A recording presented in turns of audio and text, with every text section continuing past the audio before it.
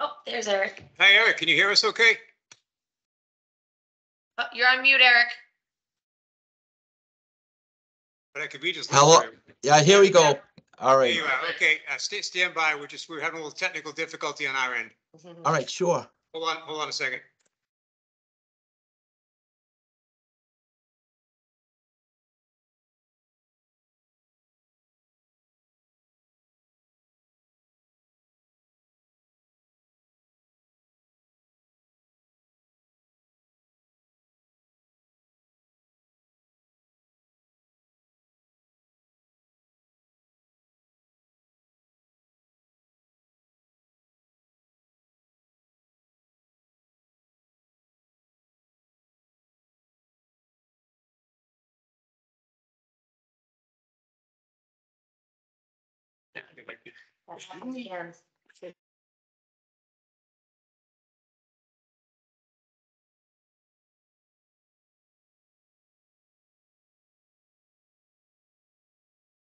Hey, Eric. Hey, how are you? Good, good. If you could just stand by a moment, we're just waiting for one more person to jump in on the call. They're jumping in remotely. Sure, absolutely. Yep. Okay, thanks for being on. Yep, you're welcome. Okay.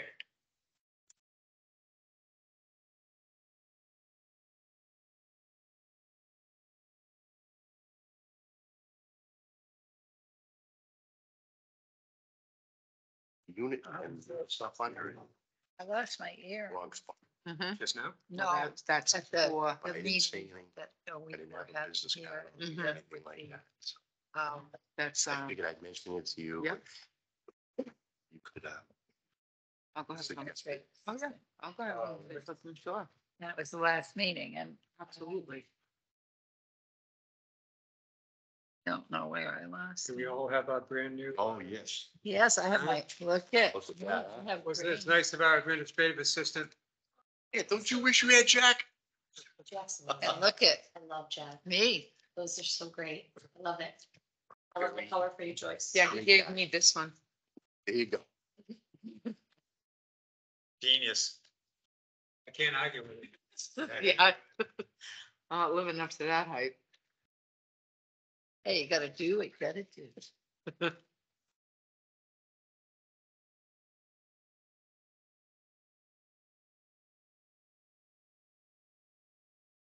It's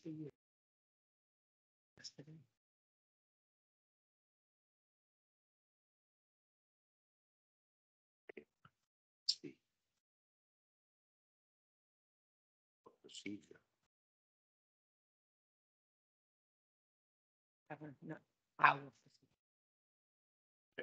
That's right, but, Yeah. you know, we're following your lead. You're the expert in that Yeah. area. This doesn't get any better than that, Mhm. Already you see. Yeah. you know, especially after, like, initially when you. Oh. Hey, Mhm. So doors, you know, what can I say? being 100% straight with you. Mhm. I take the good with the bad with the ugly. It's like it's last year. Yes, Yeah, speed.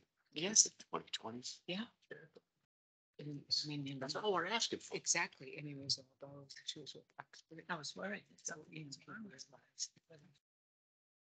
It's not going to, to move forward. So we made the necessary. There he comes right there. Jack, see right down 6:36. Yeah, see, I'm logging into his credentials. Oh, So it's Okay. it's logging the transcript part hi.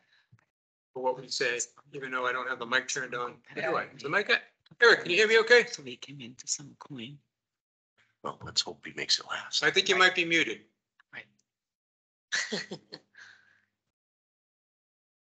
Yes, Jack, I can hear Okay, you. there you go. Oh, I thought we were muted. but Yeah. That's yeah, Tom.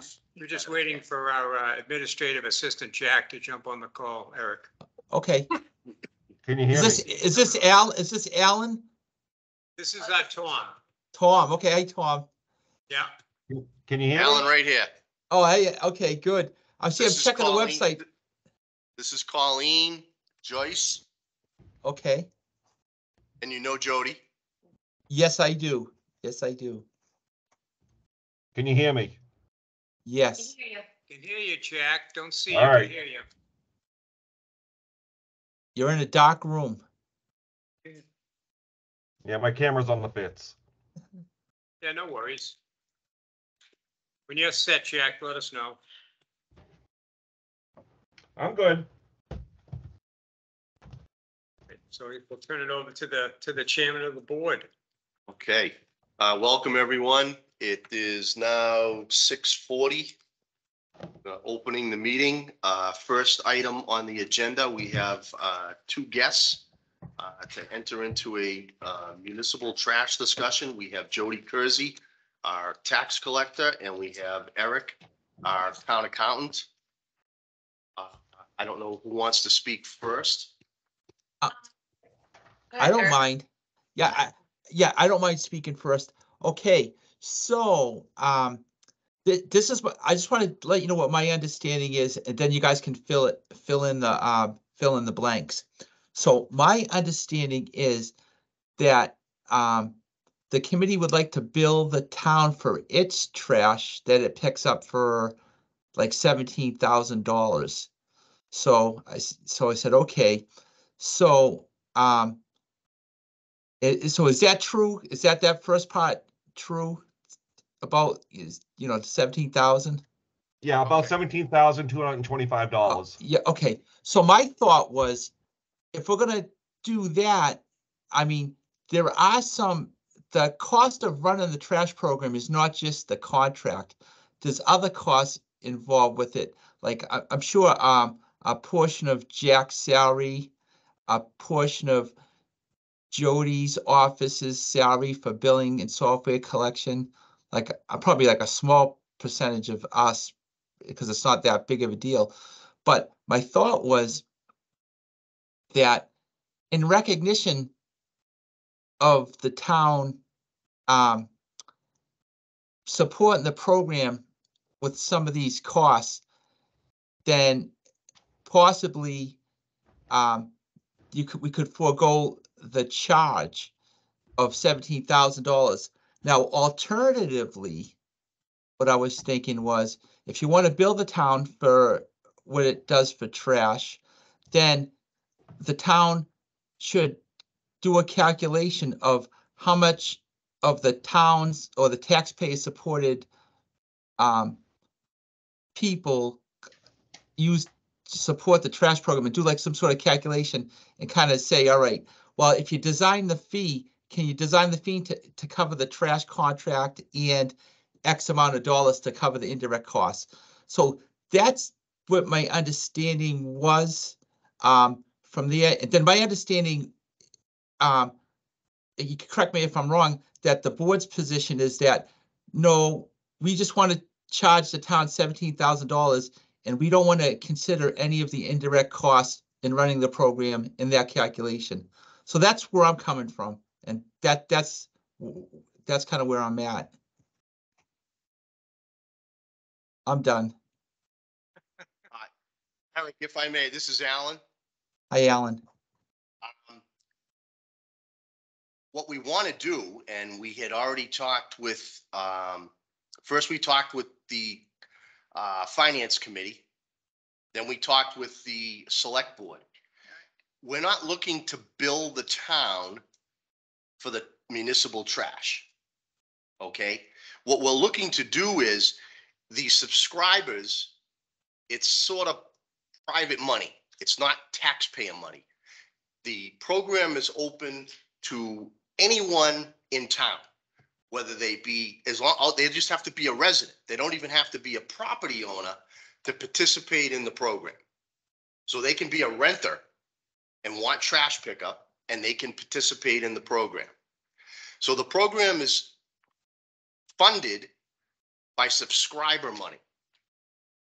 What happened many, many years ago when the town pulled trash out of the tax base because they didn't have the money. When the Board of Health negotiated the trash contract, they put it out for bid. The bids came in. The best bid was the bid that they were going to take, because they not only had the best price, but they had the ability to do the job. They wanted to sweeten the pot. They wanted to get some value added for signing with the company. So they told the company, they said, hey, listen, build into the contract, cover the municipal trash. You don't have to cover the school trash because the school is an island by itself. They have their own contract. But we want you to cover the municipal trash. So the company said yes. So that's how it became part of the baseline specs. Every time this 3 to 5 year period goes by, it's built in there.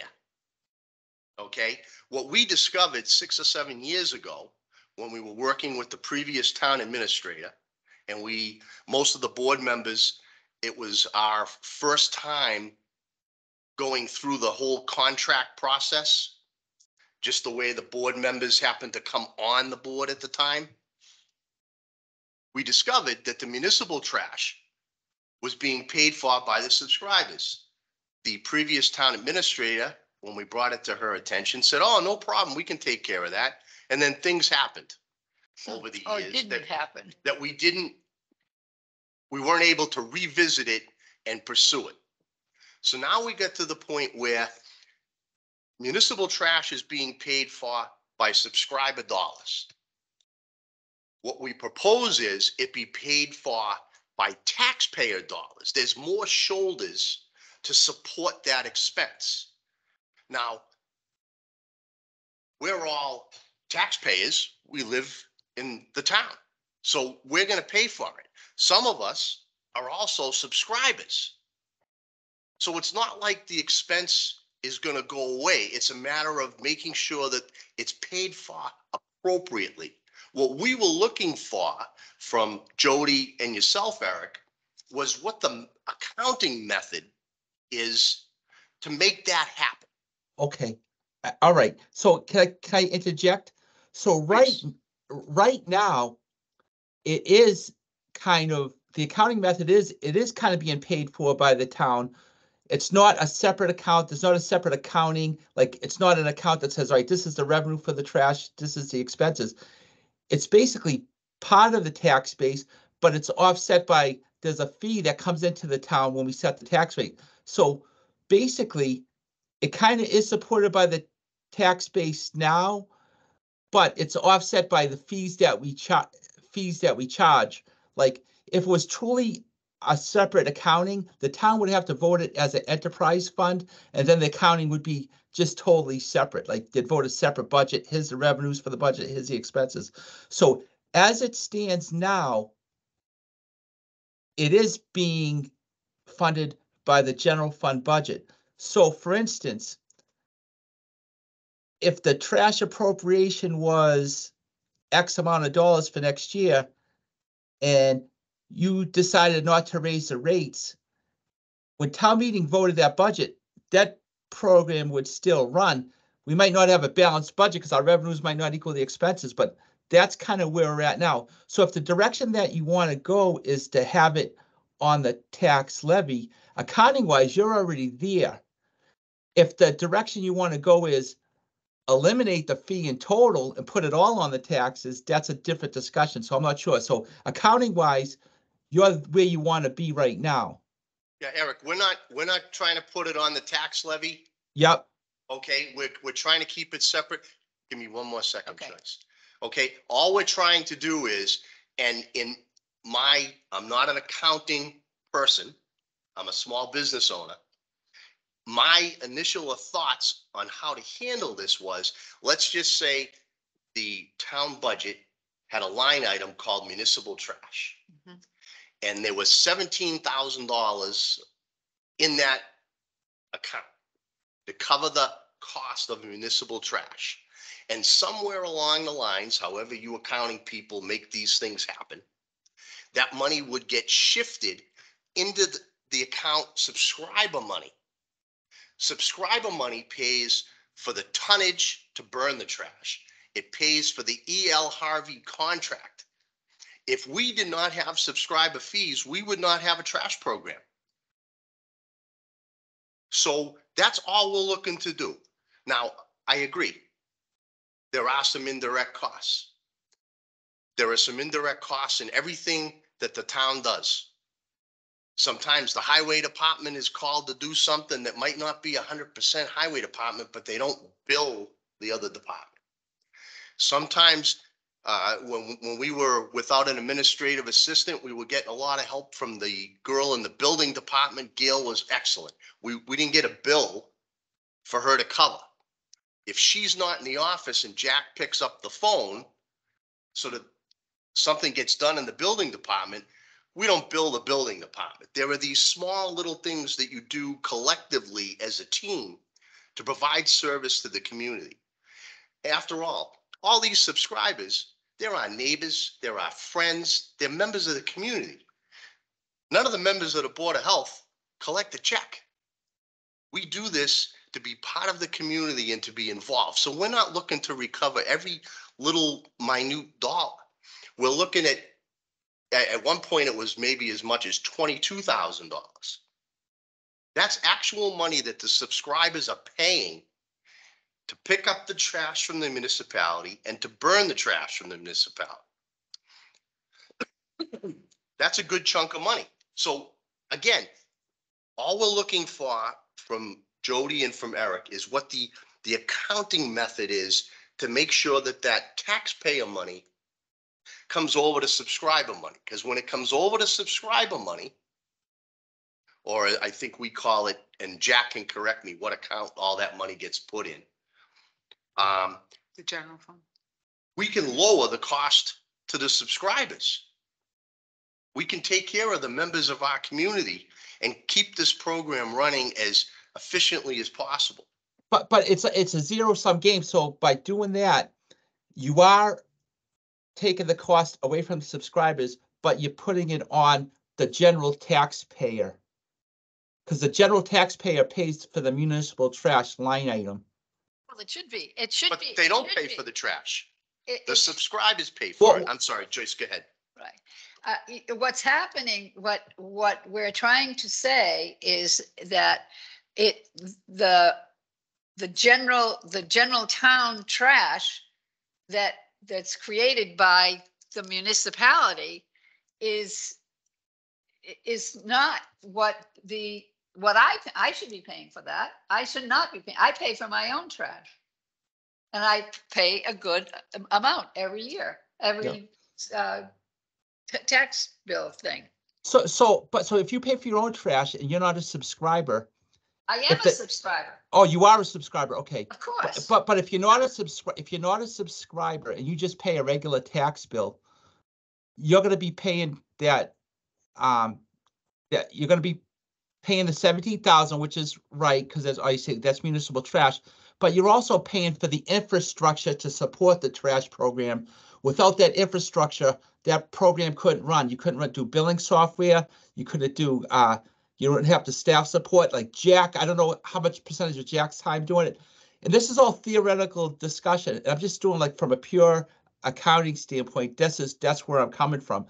You can make your own decisions. I'm just telling you, accounting wise, when it's done. If that's what you want to do, then you simply would either, if you want a line item in the trash budget, if you want to send a bill to the town and have the town pay it, but then if not, just if you want the town to pay the 17,000, just set the fees for the amount of the contract less the 17,000, and then basically the fees don't cover the whole cost of the trash. It covers just the subscribers. It doesn't cover the municipal. So that's how you would do it. Can I say something? Yes, please. So I think what the board. This is Colleen, our health inspector. Hi, Colleen. Hi, I think what the board is trying to achieve is a separation between the subscribers and their residential and the commercial component of the trash program. So what I think the board in our discussions previously was that they're interested in establishing a revolving account with the subscriber fees and the fees that are collected for the extra trash, the stickers that are sold at the Board of Health office, to go into that revolving account and keep that totally subscriber-based, residential trash pickup only, no commercial. Then establish a municipal trash line item in the general fund for the $17,225 and have that, the commercial component of it, completely separated from the residential component. Then what you could do with regards to the indirect costs from your office, the indirect costs from Jack's salary, you could actually charge the revolving account for those costs. So it's a cleaner, I think, in my opinion, a cleaner accounting of the actual services that are being provided. Oh, okay, so if that's what you want to do, the mechanism to do that would be at the annual town meeting, put an article in to accept, I think, chapter 44, section 53F.5 to establish a trash enterprise fund. Or revolving. Well, I mean, My understanding, Eric, with the enterprise fund is that because we don't have any physical operational elements to it, an enterprise fund wouldn't apply in this case. That would have to be a revolving account. Maybe you can correct me if I'm wrong, but yeah, I'm not sure on that piece, but I do have something. So finish that thought and then. yeah. So I think the appropriate, yeah. So, and if it's a revolving fund, I think there's language in the revolving fund that says yeah, so the revolving fund is just gonna be to pay for the trash contract. So you're gonna take the trash contract out of the budget. You're gonna establish a revolving fund for X amount of dollars, and all the subscribers' fees are gonna go into that revolving fund. What other expenses would come out of the revolving fund? well, The the money billing. we take in for stickers, trash stickers, Okay, That's a revenue. that's a revenue. He's talking about an expense. So the expense would be the tip-in and the indirect costs.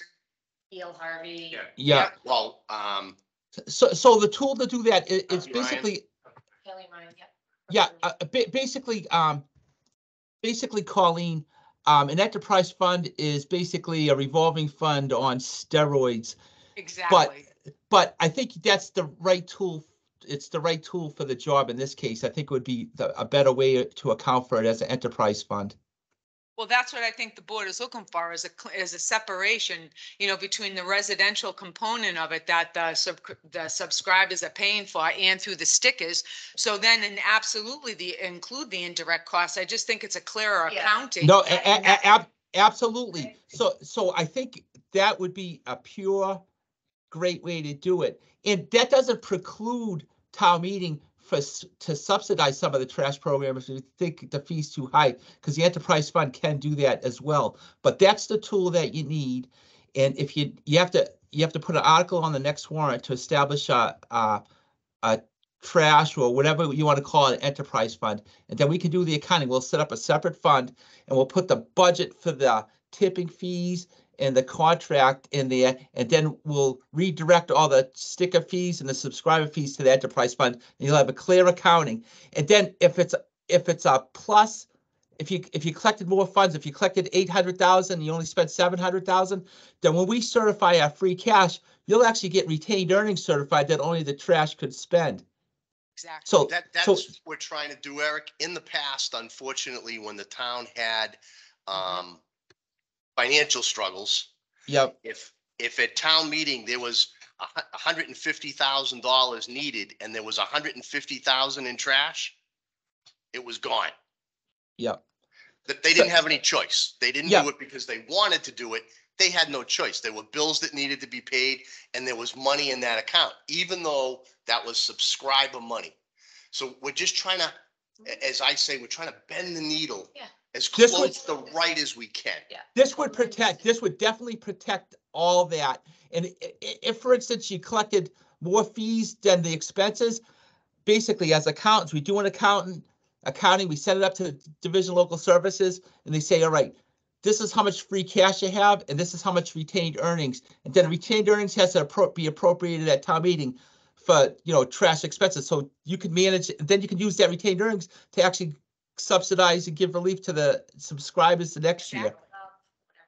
So It's just a purer way of accounting for the service itself. So if anyone ever had any questions, you would be able to show them, that budget. And then include the indirect costs to sustain the program as well. And then like what Eric said about the retained earnings is that you would have this and you could use those in the future, either, say like he decided to purchase new, dumpsters or larger Yeah, dumpsters or something. exactly. That's You what, could make a donation to a parks program. You could Exactly. Make a donation to an event. You could do Exactly. whatever you wanted No, as part of that to, again, give back to the community. No, exactly.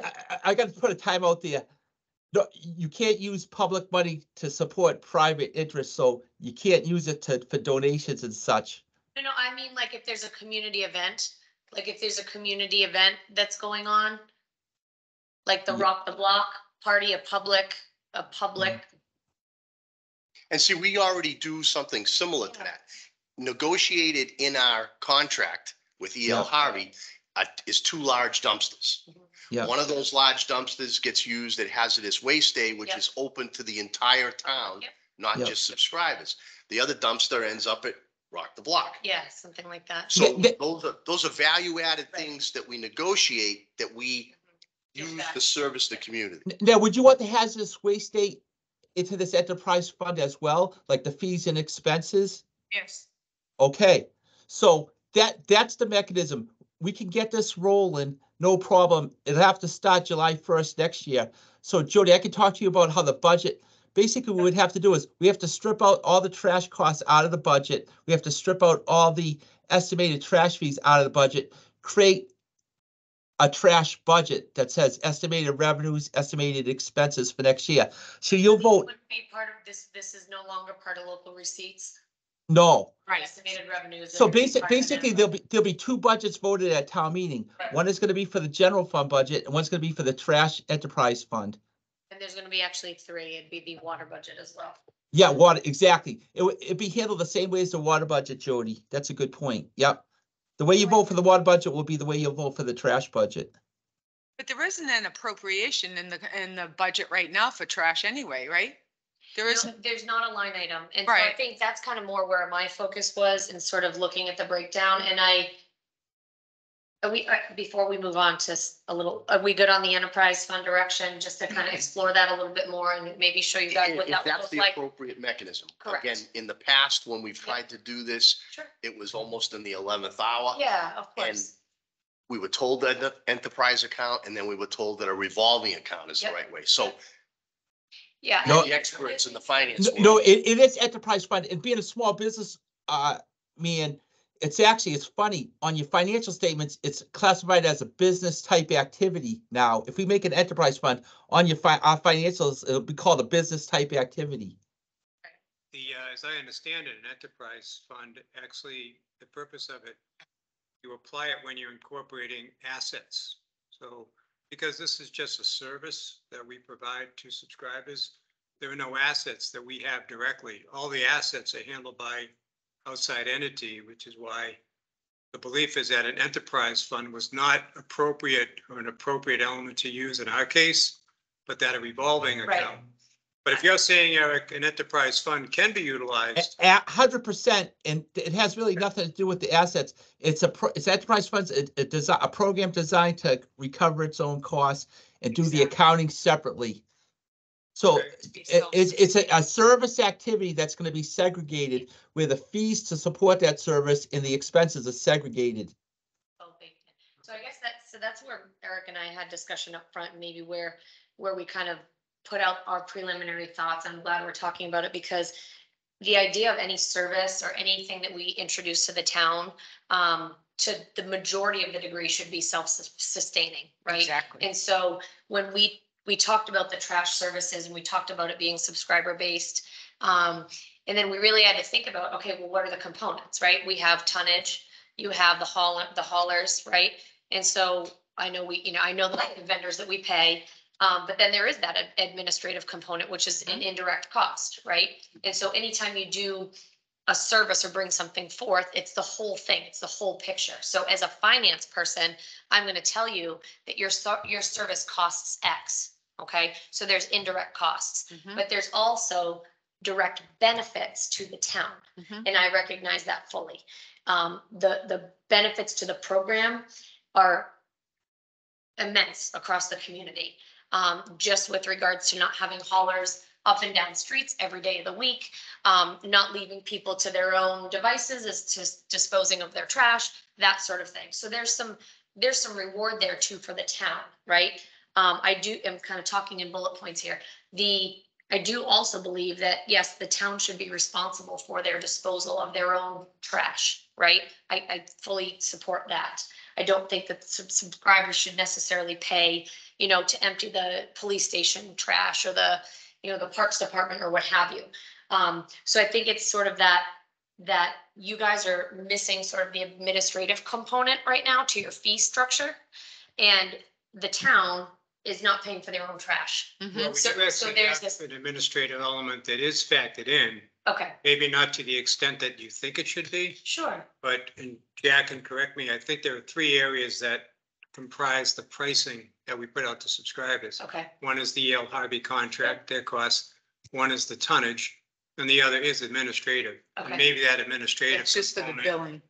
right, that's just probably the bill print, not the support. So there's Kelly and Ryan, we pay per, like, so many cents per 4 cent, yeah. Right, so Or, yeah, what I'm getting I at is gotcha. that I administrative may understand. only be one piece of what you think Yeah. should be included in the Yep. administrative, right? yeah, But the beauty of this accounting is everything's gonna be on the table, and it's gonna be a light on everything. It's gonna be really good. The full disclosure, like, make sure that anything that the town's getting benefited is gonna be out. Make sure that, the town's recouping all its indirect costs, and make sure that the town isn't being unjustly enriched by, like, right now, if the fees collected were like 200, 300,000 more than the expenses associated with it, that money gets into free cash. But in the enterprise fund, it'll be an enterprise retained earnings. It would stay within that fund. So the most sense. So what would be, out of curiosity, examples of what you think would be indirect administrative elements that may not be factored in right now? Yeah, I mean, really just, I would say that, of course, all offices support all the functions of the town, right? So it's not, we're never gonna turn our back on, someone comes to my office and it's not my jurisdiction, so to speak, I walk them to the Board of Health, or I bring them to the clerk's office. Like, that's just what we do to help each other. I'm talking about the support that Jack provides in preparing the bills and dealing with, the administrative parts of the program that are pretty time consuming. I know that, when the previous administrative assistant had left, I know that I spent a tremendous amount of time trying to get the billing trash files up, and we created a whole platform for that and made them online and really worked through all those components.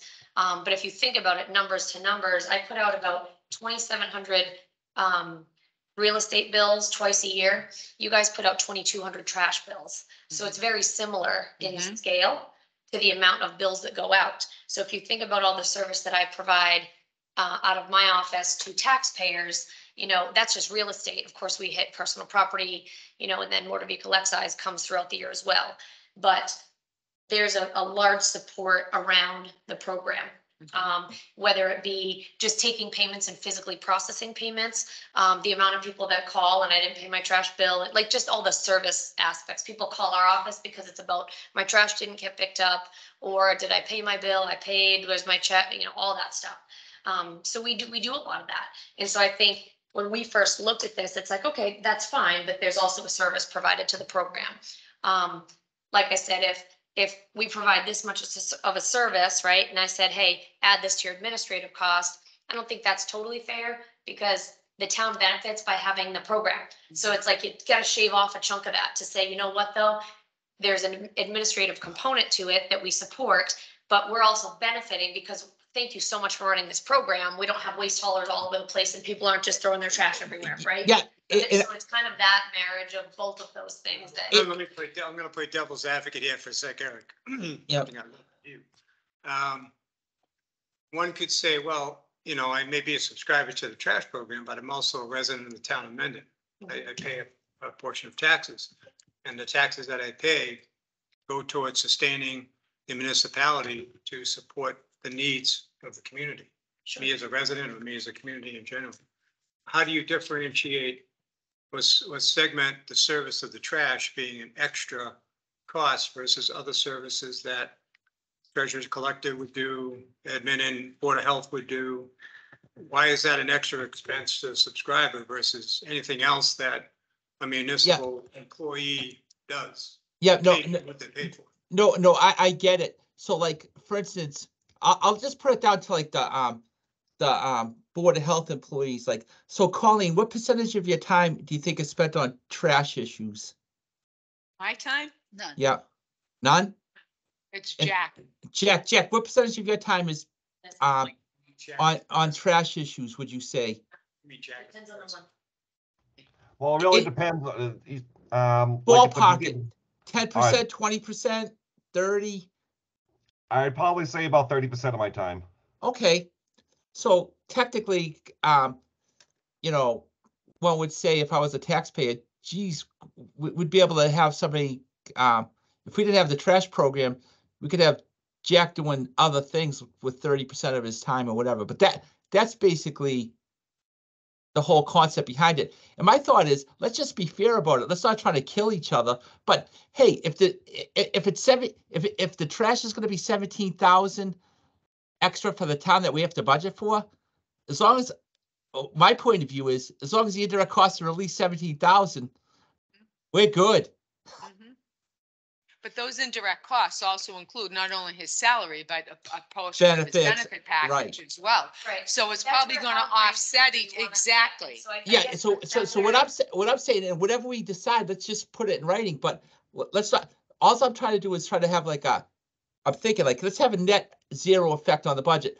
I don't want to just add 17,000 to the general fund expenses without any revenue to offset, because that's to come somewhere. But if we could somehow come to an agreement, like, hey, the indirect costs, and we can justify 17,000 in indirect costs, then it would kind of be a wash. So I think we just have to put it all out there on paper and see what it looks like. Well, the Agreed. goal is to make the program better.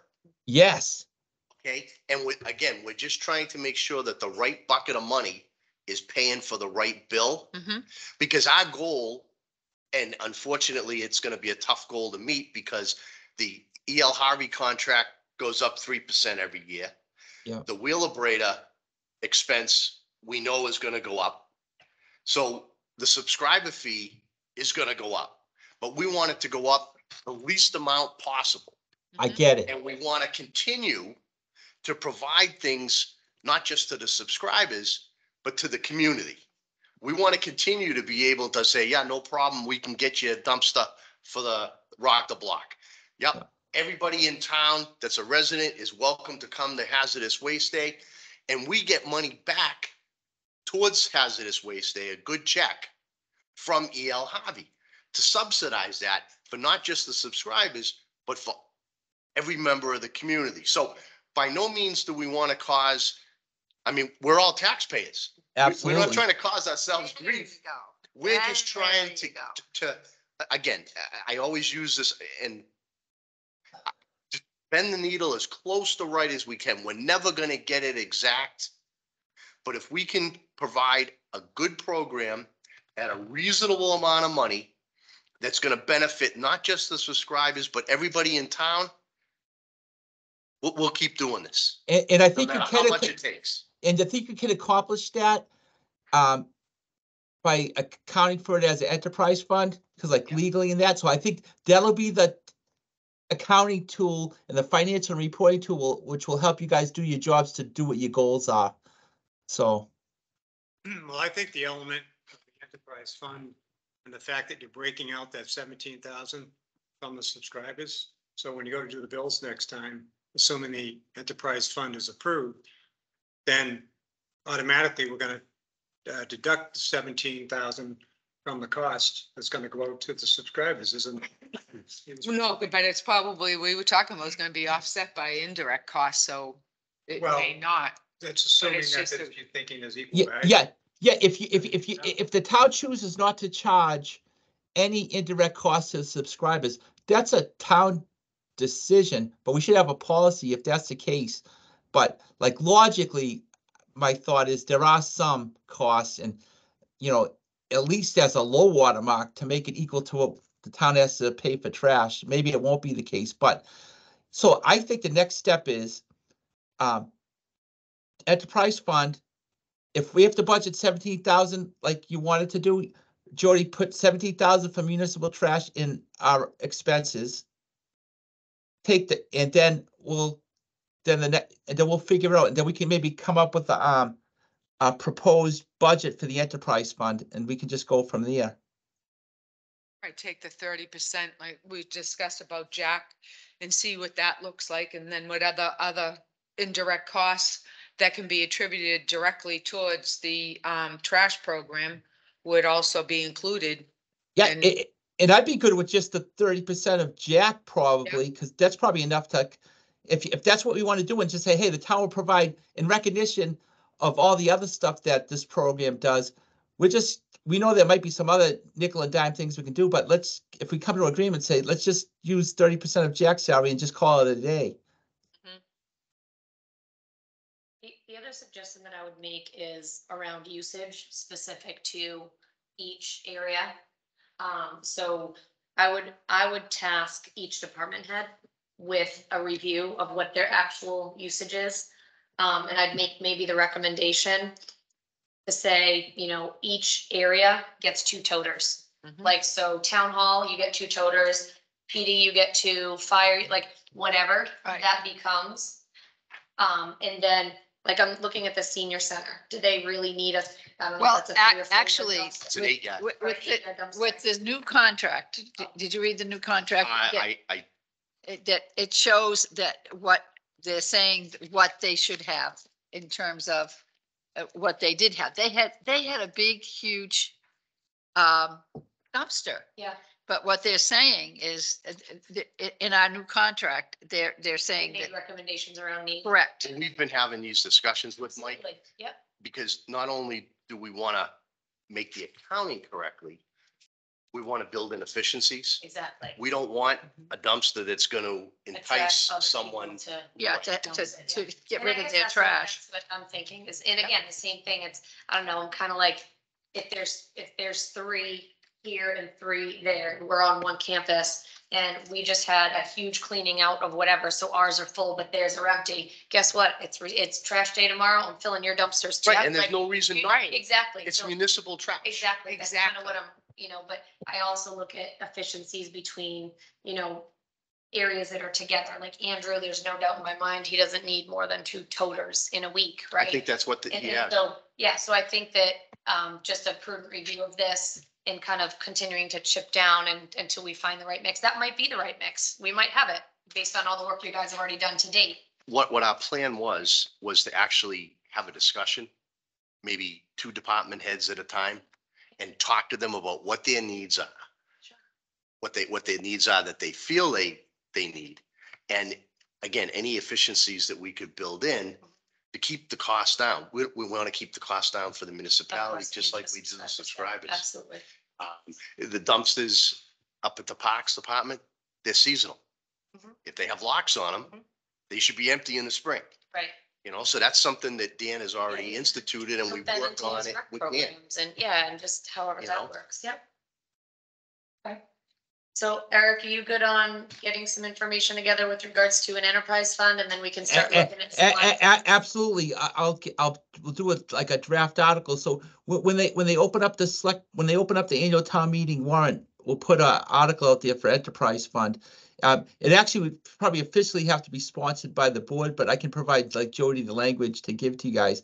But it's probably like, you'd probably have to, as a board, put it on, ask the select board to put it on the warrant. Well, I guess we could do it too, but they'll at least want your support, that much, so. Yeah, and they already know what's Is that, coming. Eric? Yeah, Yeah. I have the language. I can Yeah. draft. All right. I can draft the article. Awesome. So I think we're good. And Jody, we can work together on developing, we have to, for FY25, we just have to pass out the revenues and expenses out of the general fund budget and put it into its own enterprise fund budget. That's what we have to do. We're gonna have to update our revenue projections as That's well. correct. Yep. But we'll mention it in concept. I don't want to do it for next week's select boards. We're just going to say we're going to do, because that's going to be a lot of work, but we'll just, let's talk about it. So this is like a conceptual conversation, but the goal is by July 1st, 2024, we're accounting for all this as a segregated business unit. Okay, what we'll do in the meantime is we'll work with Jack to reach out to the department heads to, again, start having meetings with them so that we can build in efficiencies, so that we can keep that amount of $17,000 as consistent as possible. Even though we know our expenses are gonna go up, if we build in efficiencies, we should be able to stay to that number for a long period of Yeah, time. and that would definitely help out the town, that's for sure. Well, I mean, So- again, we're all taxpayers too. Yeah, it's, We're not- yeah, we oh, might I not know. all be Subscribers, but we're all taxpayers. I so know, exactly, We're helping ourselves. exactly, yep. No, it's good, and that's great that you guys volunteer to do this, for the town. I think that's really, Well, I appreciate, finally putting a name and a face together. And I mean, Yeah. Jody, there's nothing like talking to someone in person. I do too. yeah. So, I appreciate your time. Yep, no, it's good. So, all right, so, like I told Jody, I promised my granddaughter I was taking her to the car wash, because she wants to go to the car wash because it has all lights in it and stuff. And my daughter goes, my daughter goes, I'm not gonna pay $20 for a car wash. I said, all right, I'll take you tomorrow. I have a meeting, but I'll come and pick you up. We'll go to the car wash. She's 4. Wait, you're not taking them both? Well, she'll be she might be sleeping now. She goes to bed at 7. Oh. Yeah, I do too. We won't have a meeting. I know, right? All right. You well, you do recognize that you're creating a monster though, right? Yes, I do. She is a monster. His Yeah, car is absolutely. always gonna be clean. Yeah. Oh my God, I can't help it. Our discussion, is there anything else that we can talk about or anything that makes you guys feel unsettled or that we can address or continue to collaborate around? Everybody feeling okay, the direction? Yeah, and again, I see that we're trying to regulate instead of big dumpsters, like the senior center, they said did not need a big dumpster. Right, and Jack Without wrote written that down, out too. yes. Right, yeah, so that's what I wanted you to know, that it wasn't just, We Yeah. asked E.L. Harvey Oh, yeah. to ask the driver when they come to empty the Yeah, dumpsters. what's the Are they full? capacity? Are Yeah. they half full? Are Right. there things that don't belong in there? Gotcha. So they've been very good with Good. trying to help us do some of that field Okay. research. Yeah. right, No, that's great. Two key things were to be able to acquire this revolving slash Yep. or enterprise Enterprise. account, right, which is great. And then just the recognition that the service that is provided to the municipalities, in my view, actually, I don't believe it's a perception. I believe it's a reality. Oh, yeah. Because it's a physical service. It's not a perception. Yeah. So that being said, factoring that into the process and, doing the adds and the minuses to balance that up, to get to that best pointer, as best we can. Mhm. I think we're on the right track. Good. Yeah. Good. No, it's definitely a positive thing for the town. No question about that. You guys have put a lot of work into it, a lot of thought. You've been thorough. So however Eric and I can help on the logistics of the numbers and the line items and the this and that, we're happy to help, but it definitely beats lots of trucks, all hours, all during the week, and people No don't drive kidding. enough of it in, never mind, gosh, without right, service, so, right, I agree. good, No, and we're very fortunate that it's only one truck. Mhm. yeah. One truck in a neighborhood a day. I mean, you drive through Milford, Hopedale, Oh, yeah, all the time. 2 or 3 trucks at a time, even in the little town of Hopedale. So, Yeah. Uxbridge, you would not believe. yeah, so we're very That's- fortunate. And again, I appreciate you coming in person. Of course, no, I much prefer it. Thank you. Thanks, everybody. Thank All right. you. All right, Thank you. take care. Thank you, Eric. You're welcome. Enjoy the Take car care. wash. Nice meeting you. Yeah, enjoy the Nice car to meet you. wash. Thanks, Jack. Thank you, Jody. Bye. Night, Jerry. Bye. Jack, how you doing, buddy? So far so good. Hey. All right. Good. Tom, you're up. Food permits for nonprofit charitable groups for town events. We were waiting for you to chime in on this and give us your professional opinion, but Tom, why don't you start it off? Yeah, it was a proposal that somebody came to me with, 3 or 4 weeks ago, and we talked about it at the last meeting, unfortunately. Mhm. Yeah, we kind of had general discussion about the concepts of, how we could potentially do this, whether it could be good or not good. pluses and Come on, minuses. all right. So, but we thought as someone who actually is involved actively with the restaurants and permits and stuff, wanted to get your take and perspective on applying, on the right application. That seemed to be the major part of the discussion that we had, was how to best apply it, right? Right. Being the types of entities that would be involved. Non-for-profits mostly. I mean, it's commonplace and, from town to town, different organizations that are, that are gathering or having, spaghetti supper or whatever it is for, for a non-for-profit use. Absolutely waive the fee. Okay. Absolutely. When we talked, you had this distinction, right, between. Well, yeah, I was only concerned about, let's just say, for example, we had a rock the block type event. And we have food vendors that are coming and they're From doing out it of town. Yeah. That's out of town, in fee-based. town, and they're Right. doing it as a business enterprise. They're not Mhm. giving their wares away. Mhm. Odds are, most of them probably already have an annual permit anyway, Mhm. but there may be a few that just have a one-time permit. which Yep. You'd have to go out, do the Yep. inspection. But they're doing it for profit Mhm. versus a group, let's just say National Honor Society wants to do Exactly. something. All right. So the National Honor Society is doing it. They're charging a minimal fee for whatever it is they're selling. Mhm. And that money is going into the National Honor Society kitty to do whatever, help subsidize the functions. Yep. It could be the Boy Scouts, it could be the Girl Scouts, it could be the Brothers of the Brush, which Tom and I are both members of. And a lot of times, in the case of the Brothers of the Brush, we give the food away. Jody's here. Oh, sorry to interrupt. I just want to let you know I locked the front door. Thank you. Okay, see you guys good. So if you go out, you're gonna get trapped. You won't be able to get back in. That may not be a bad thing. Thank you. Thank you, Jody. So that was kind of our thing, is we really wanted to make sure that there was a differentiation Absolutely. between for-profit, nonprofit. Now, what if we have a nonprofit that is not an official nonprofit? In other words, they don't have their official number, Yeah, 501c3. right? Because let's face it, the National Honor Society, Mhm. they're more of a club. They're a But school and club. there's a difference, and it's obvious what the difference is. It's like you use that example of the National Honor Society as opposed to a Rock the Block, and you have, Joe's Snack Truck. That's obvious. So that's for profit. Honor Society is not for profit. Okay, so I just want to make sure Yep. that the terminology that we use covers those, I'll call them clubs. Mhm. That sound, Yeah. So, we'll say again. Sorry, I got a little distracted by a phone vibration.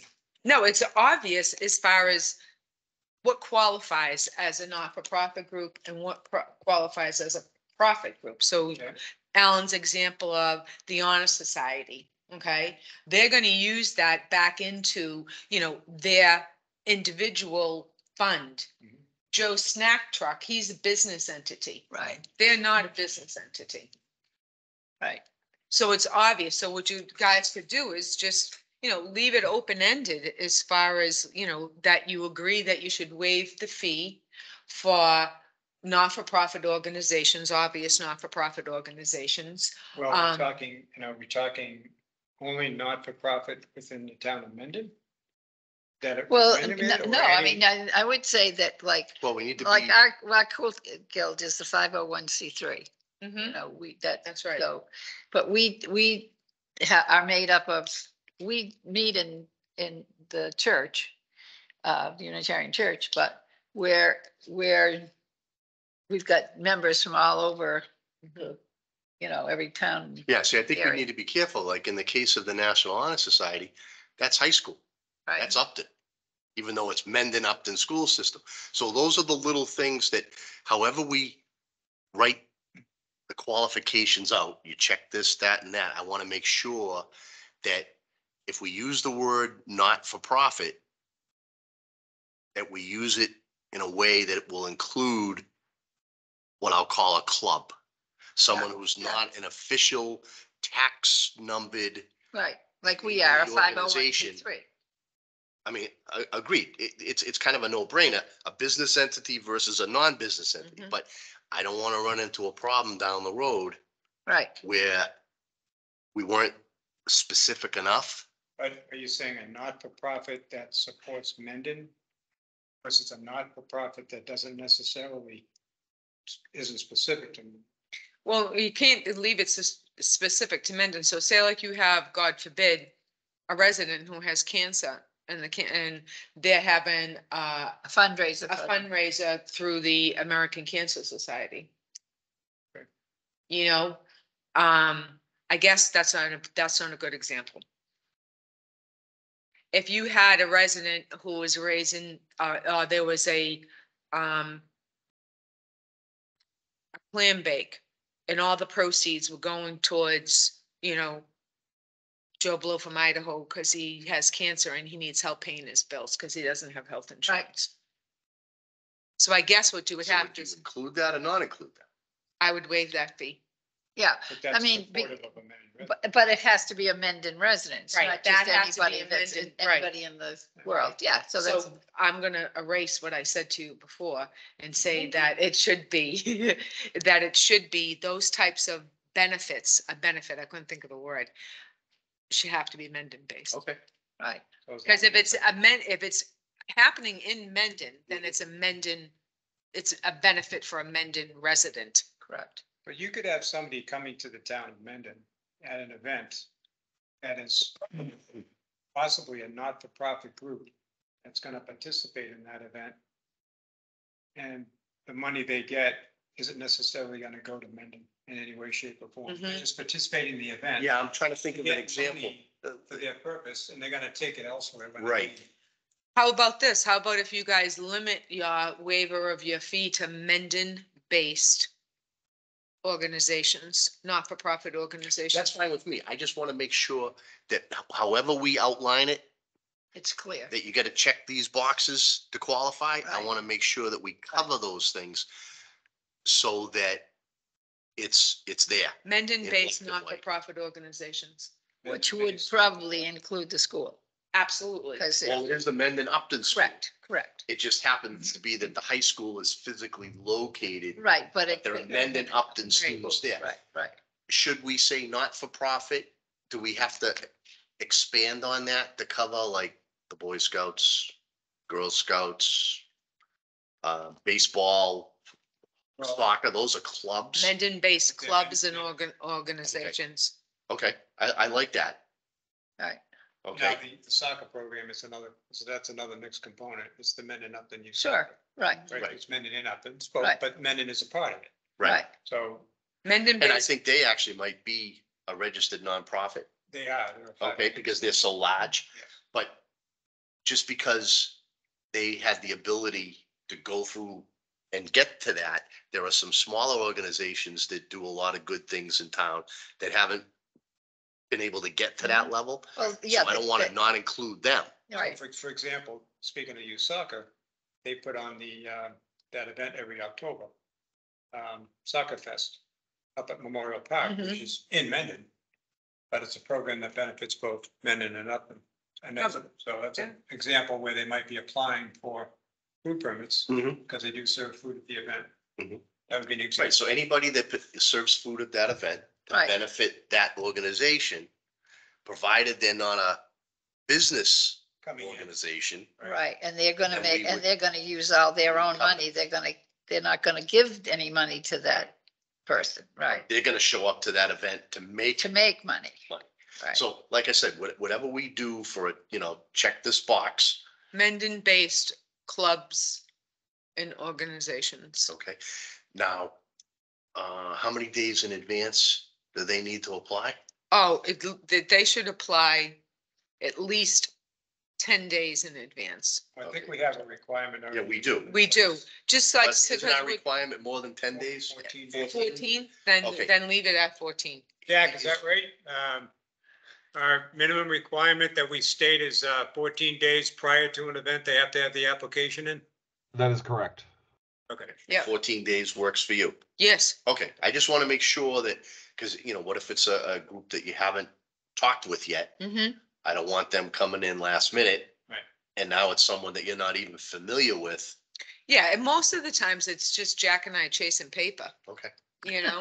And the reason, That's when the honest and the reason we did that, at one time, we actually made it 30 days, that's kind of, which we were informed. was a little yeah, too it was, it heavy-handed. is. And the only reason we did that was simply because just to give enough time and allowance to go through the paperwork to get it completed and responded to and approved properly. Mhm. It's not to say that somebody couldn't come to us 5 days before the event. And we could still give an approval for it, right? Because we're pretty flexible with the board, right? Yeah. So But we like to be prepared. we wanted. We don't want to be Yeah. last minute. We didn't No, want to throw everything. And all of a sudden, an application comes in and we're all ready to go and they don't have anti-choking. Right, And it's Exactly. 5 days, right. Correct. right? So, Exactly. we're willing to waive the fee Mhm. and, But they have to do their part. well, yeah, and they have to fill those Yeah. criteria that we Right. just mentioned in order to get that fee waived. Mhm. Okay.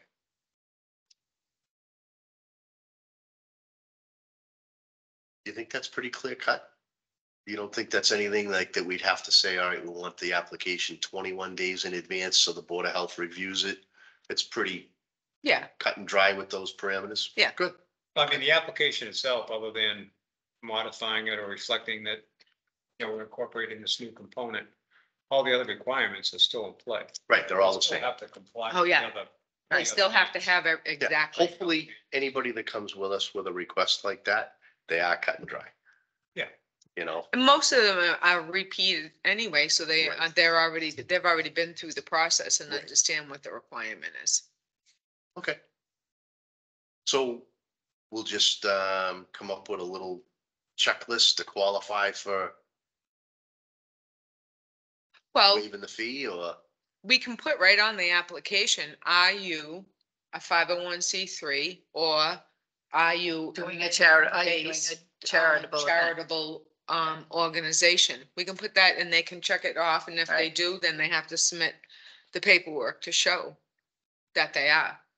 That's all we can write, Jack. We can just add that to the application, don't you think? Yeah, I think it'd just be another additional one page. If you're a nonprofit charitable organization, please see page number 9 and follow the directions and that type of thing. Yep. Yep, yeah, Because like you said, the application itself is not going to change. You need that same information. It's just a matter of those check boxes that we need checked off and the proper paperwork for that. right. Yeah, I think we got it. Have it. Everybody good with in that? English. We need Yeah. to formally vote that in. Probably. I'll Now, make should a- we wait for Jack to add that to the form? Oh, so we can see it in its Yeah, completeness? That's a good- absolutely. that's a We good can do idea. that. And then we'll take a vote to Yeah. approve it? Yeah, Yeah, good. that's a good Approve the idea. amended form, so to Yeah. speak? Yeah. Yep. Makes sense. All right. Yeah. All right, Jack, in your spare time. You got it. Okay, So everybody's good with that. We'll move on to the next one. Yep. All right, Senior Community Center Project. Yeah, so I had asked to have this put on our agenda, just as kind of an awareness item. There's currently, a group of their, Senior Community Center build-out project committee that's been working on, proposing a new, what appears to be a new community, senior community center. Complete? isn't it? Completely It's brand not new? in addition to, it's not, Now, currently, it's, there were four initial proposals that were looked at, for options. And it basically came down to, looking to build a brand new, Mendon Senior Community Center. And the site that they're looking at building it on is, a lot of land, across from the Clef School, the corner of North Ave and 16. Oh, wow. Well, Oh, wow. That's a great location for it. Yeah, it's, there were a couple of locations for a new build. That was one.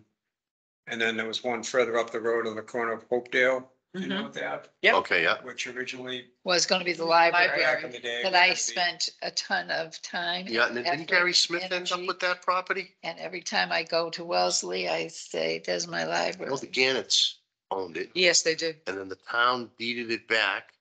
but I thought somehow Gary Smith was gonna build, So Gary is involved with that property. It was privately owned by the Gannett family. right? And Gary got involved in the process and they were going to create a kind of a 4-H agricultural type of a.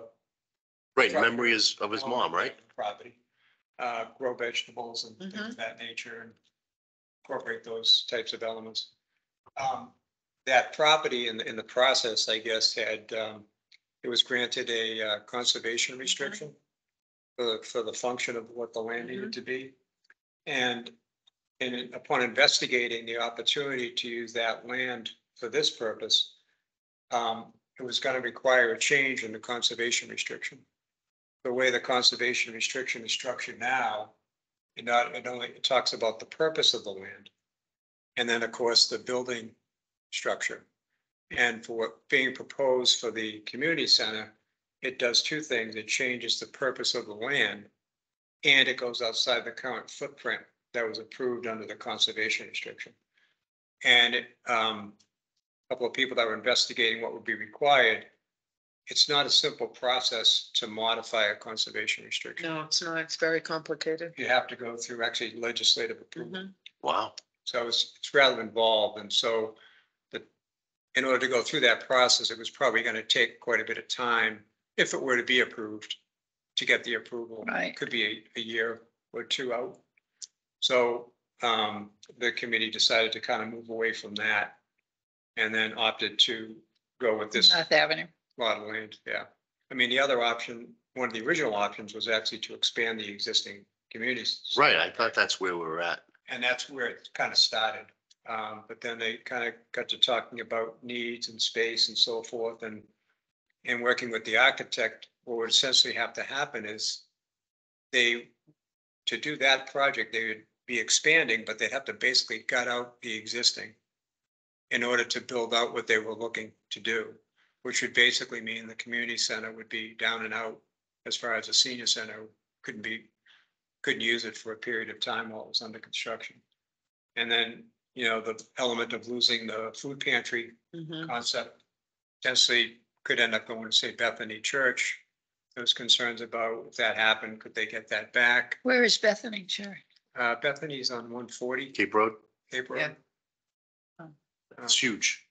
That had been mentioned as a possibility for shifting the community. I mean. Oh, I know food where it pantry. is. Oh, yeah. Yeah. The school is there too. Yeah. Yeah. Oh, yeah. I just. It's a great location. I mean, just the possibility of just right across from the school, having some intergenerational activities together and whatnot, I'm sure. I mean, Right. Well, I actually, see, my involvement is I've been a volunteer in the process. I'm not an official committee member, so I'm a non-voting individual, but I wanted to be part of the process, so I kind of stayed involved and kind of offered whatever things I could do Tom wants to make sure there's a lazy boy for him. in the process. And we haven't talked about the lazy boy yet. I'm still working on the web part. Oh, okay. It's gonna take some time. It's a tough crowd we're dealing with here. No, good for you. I mean, Right. that's what we need. So the core reason why I put it on our agenda is because we're getting to the point where at some point there's gonna have to be some engineering that's gonna need to be done on the property. Oh, major. Yeah. yeah.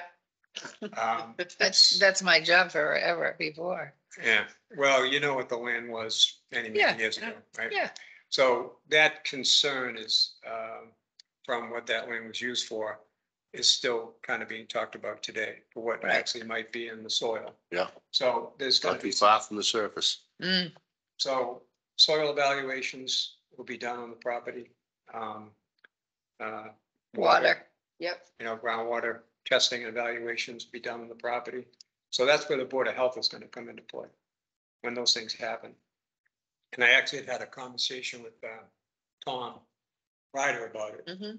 So what should happen is that when that time comes, whoever the engineering group is that gets approved to do the work, because right now it's, there's one proposal that's in hand, but the group is going to go out and get a couple of more proposals and just kind of, compare apples to apples, and ultimately we'll make a decision on what group gets the job. We'll have to come and apply to the Board of Health, submit the application. And then, as Tom had mentioned, either Tom and or Steve should be part of that Oh, process. they absolutely will And be. doing the witnessing and Yep. so forth and. That's pretty So- standard operation. Right. So I just wanted to bring it up now that it's Yeah, something no. that'll be coming probably potentially in the next, maybe in the next 2-3 months, 4 months. I could see them getting to that point of looking to do soil evaluations. I would think we're in winter. I don't think they're No, now's not. necessarily. We gonna hate look to do doing them in anything winter. now. Probably springtime, right? Yeah. March, April, right? Which, time flies.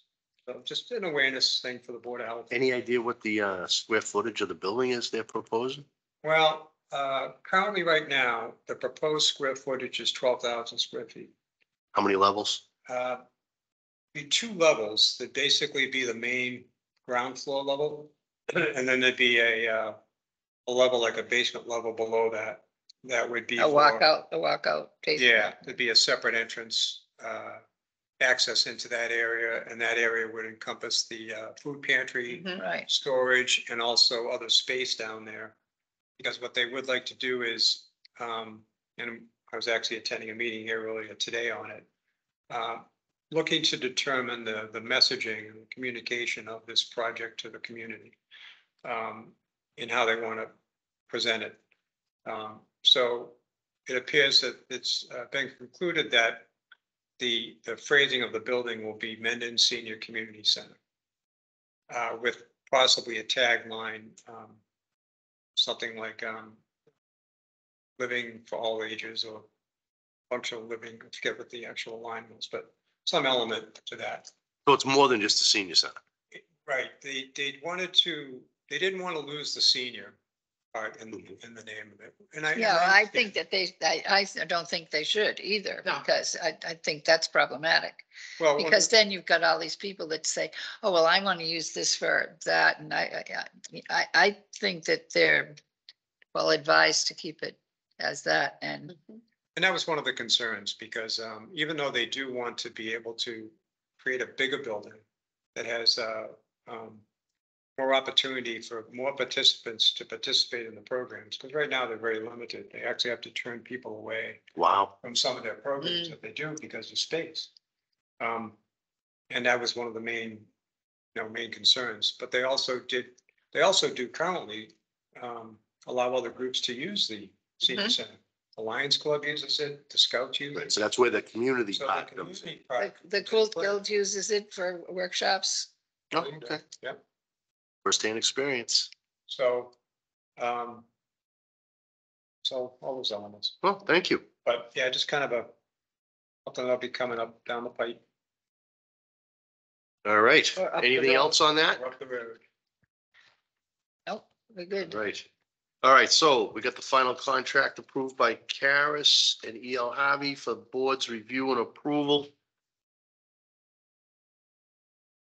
Here's their signature. Yep. So Jack, all we need to do is sign that page. Yes, what you have in front of you is the approval from Karis and the approval from E.L. Harvey. That is the final version from both aspects. So if the board is in agreement, I just need the signatures and I'll send it for E.L. Harvey. Fortunately, I did not have an opportunity to read through the contract. I didn't realize there were any changes. I read the whole thing. The only thing that I noticed was that when they were talking about the type of trash, they did not include that you could not put fabric in. Textiles. Yeah, Mhm. yeah, and I can't find that because I wrote it down in here, so. You go back and start over. So if you wanted to take a vote tonight. Oh, right here. Excluded waste, I yeah. have to abstain. I haven't read it, so. Okay. So in this one, the first page right here, or this page, it says excluded waste, any hazardous waste, any radioactive, volatile, corrosive, highly flammable, explosive, biomedical, infectious, biohazardous, or toxic material as defined by applicable federal, state, or local laws or regulation, but they didn't put textiles in. Okay. So I just wrote fabric right there. Fabric is a good term. We didn't deal with fabric. Yeah, because I have to call somebody like twice a month to pick up all the scraps from all my ladies and stuff. Now, do we know if that was omitted? Down, with all the revisions, or was that missed? I don't know. It's excluded waste and it's not included in there. Okay. Jack? I'm here. Did you hear what I just said? I did. I just wonder if it's because it's a waste ban in Massachusetts that they probably just never thought to put it in. It's considered a waste ban in the state. Yeah. Yeah, because it's been part of the law since November 1st. Right. I just, because it affects me dramatically, Right. I just noticed it, because I read the whole thing through and I thought, yeah, this good job, except for that. All right. Well, Tom said Tom he wants didn't to have a read it. chance to read Okay. it. I did not read it because I didn't realize there were any revisions beyond the different versions that we've already been going Yeah. through for over a year. Yeah, it is So very simple. we'll carry this on to Sure. the next meeting. I'll give this back Is to. that all right, Jack? Okay. Yeah, that's fine with me. All right, so we'll carry it on to the next meeting. Everybody do their homework. All right. Jack, do you want to reach out to maybe Mike and find out if textiles should be listed there? I will do that. I mean, it's just a matter of that one Creep in the. one word. The one creep on the board. No.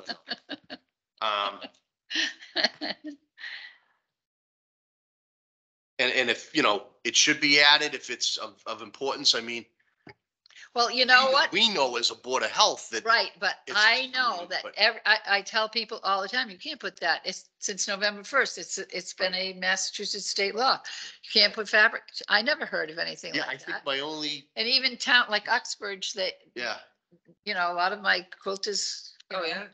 right, but see, we know it Right, because we're on the board right, and we read the contract. right. All our subscribers aren't gonna read the contract, so I don't know. Right. Even though it's of importance, I don't know if it's important for it to be listed specifically. In the contract, well, I don't know, but I think it needs So to. that's why we should I have. think the public needs to know. I mean, I, at my guild meeting in November 1st, I told everybody, look, this is the story, this is the rule, and we have people from all over, all the way from, past Douglas to, down past Holliston and everywhere, you have a lot of people come, so Is it on our website? I don't know that. Jack, What's the question? on our website, do we list no textiles as a non-acceptable waste? What we have on our website is the mass recycling ban, which lists textiles and mattresses and all that good stuff. Okay. So that's where our subscribers would get that Yes. information. All right. Yep. So we're covered there. Right.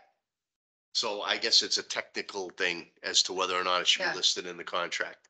And hopefully we can get that resolved by our next meeting. Yeah. Yeah, I mean, I just wanted to take, No, I agree. if I could, an opportunity to review.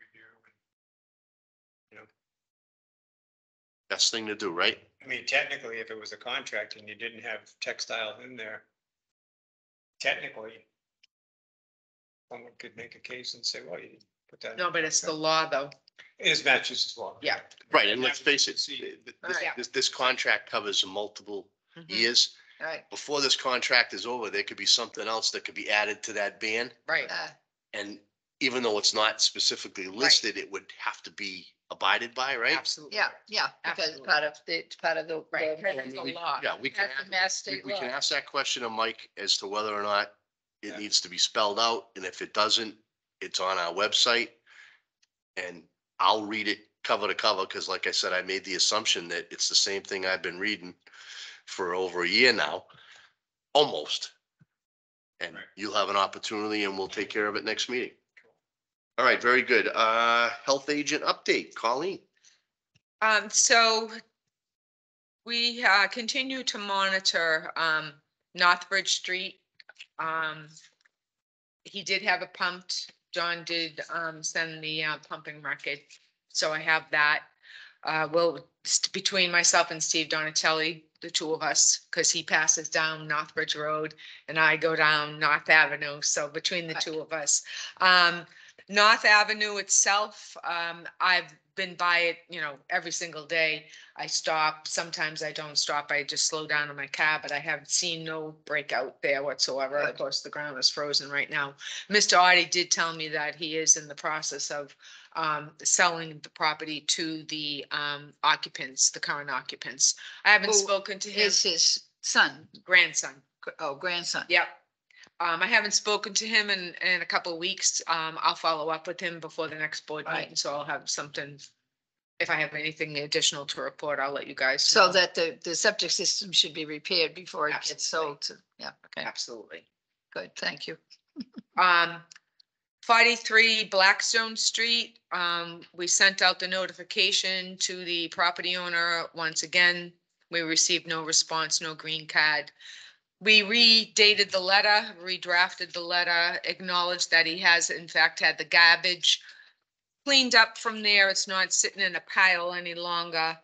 We notified, in accordance with the bylaw, we notified the town administrator's office of the 3 unregistered vehicles that are in the yard that we received a complaint on per the bylaw. That's the Board of Selectmen Right, oversee that, and they could apply for a permit for more than one vehicle. I don't know if they have, so we just sent it to Dave and let him know about that. Okay, good. I didn't know that was the procedure. That's good to Yep. know. Yep, it's it's either the Board of Selectmen or it's the police department. And in Mendon's case, it's the Board of Selectmen. Okay. And he could have applied for a permit. We don't know. We wouldn't know that. So we just gave Dave a heads up on that. We redrafted the letter, redated the letter, and we called our local constable, Mr. Powers, excuse me. And we had the president of Pereira Industries, Inc., who also resides at 5 Megan Court, and the gentleman that you spoke with, Peterson Pereira, who lives at 5 Megan Court, served. And the constable served him. So now he is aware of what the Board of Health is requesting of him. Right. Yeah, Very good. 30 days, So we have confirmation that there's Right no, here. no doubt. Okay, no, good. no doubt. Any idea what the expense was to do that? A Off the matter of top of my fact, head. Mr. Powers volunteered his services because he felt that he is appointed by the good citizens of Mendon, and he did it for free. Would it be appropriate to send an official thank you to the Yeah, gentleman? we can for absolutely do his that. assistance in this matter? Really Because- nice guy. right, Yeah, no, okay, so I think we should definitely do something like that, whatever is appropriate. Yeah, and he Um, came into the office, Jack and I met with him, talked to him and stuff and thanked him. Nice guy. Yeah, no, that's huge because I mean, here's a very simple situation that we're getting no traction on at all. Exactly. And to have someone volunteer that has the authority to Mhm. help the community Yeah, out we is got the huge. list from Ellen, and so there's 2 constables in town. We separated the letter. We haven't included, but we had 2 separate envelopes. So the president of the Pereira Industries got served and Peterson Pereira got served. because they're the owners of 43 Blackstone. Pereira Industry Inc. is the owner of 43 Blackstone Street. Peterson Pereira is the individual, I believe, that you spoke with. Yeah. So 43 Blackstone, where is that? It's- Remember, the trail. Gillette's, Mark Gillette? It's a trailer. It's Just before the it's bad. a trailer corner. on a foundation. Yeah, just before that bad. Yeah. bad I was corner. trying to think, where? Yeah, oh, Mark where am Gillette I? lived there forever and ever and ever, him and Yeah. his son and his daughter. Yep. Yeah, okay, I know, now it was speaking. So per the letter, he has 30 days to comply with the Board of Health, and we can prove that we've served it. So Good, yeah, we'll keep you advised of that. Sunrise Apartments, we still have an ongoing issue over there. Milford Housing Authority is diligent in giving us the reports. They are treating the area in question, and yeah. bed bugs. Mm-hmm. Yeah. Has the problem expanded? No, it's limited to, well, it was 2 apartments, now it's only 1. Yeah. But it's just, it's that process, multiple treatments, Yeah. you know. Really gonna stay on it, huh? Absolutely, and we're in touch. Milford Housing Authority, they're wonderful. Milford Exterminating is wonderful. We have a great communication, and we all, you know, are trying to work together to achieve the same goal, and that's the eradication of them. And is the client that lives there cooperating? Very cooperative. Very much, Okay. very, very much. All right. Little buggers. Yeah, Really? they're pests. They're very difficult, very, very difficult. Yesterday, we conducted the, youth tobacco compliance checks. Oh, in good. The establishments in Mendon, and happy to report. To take a poll first. Oh, all right. Well, I kind of gave it away, didn't I? No, I didn't. I made them guess today. How many you think, Joyce, How many do I think? did not comply? I think they all complied. Thank you. They did. Happy to report. Because I think that you do a good job in Thank you. making them see how the importance of it, and plus they know that you're going to come back, Mhm, and they know that maybe I'm going to be in there, mhm.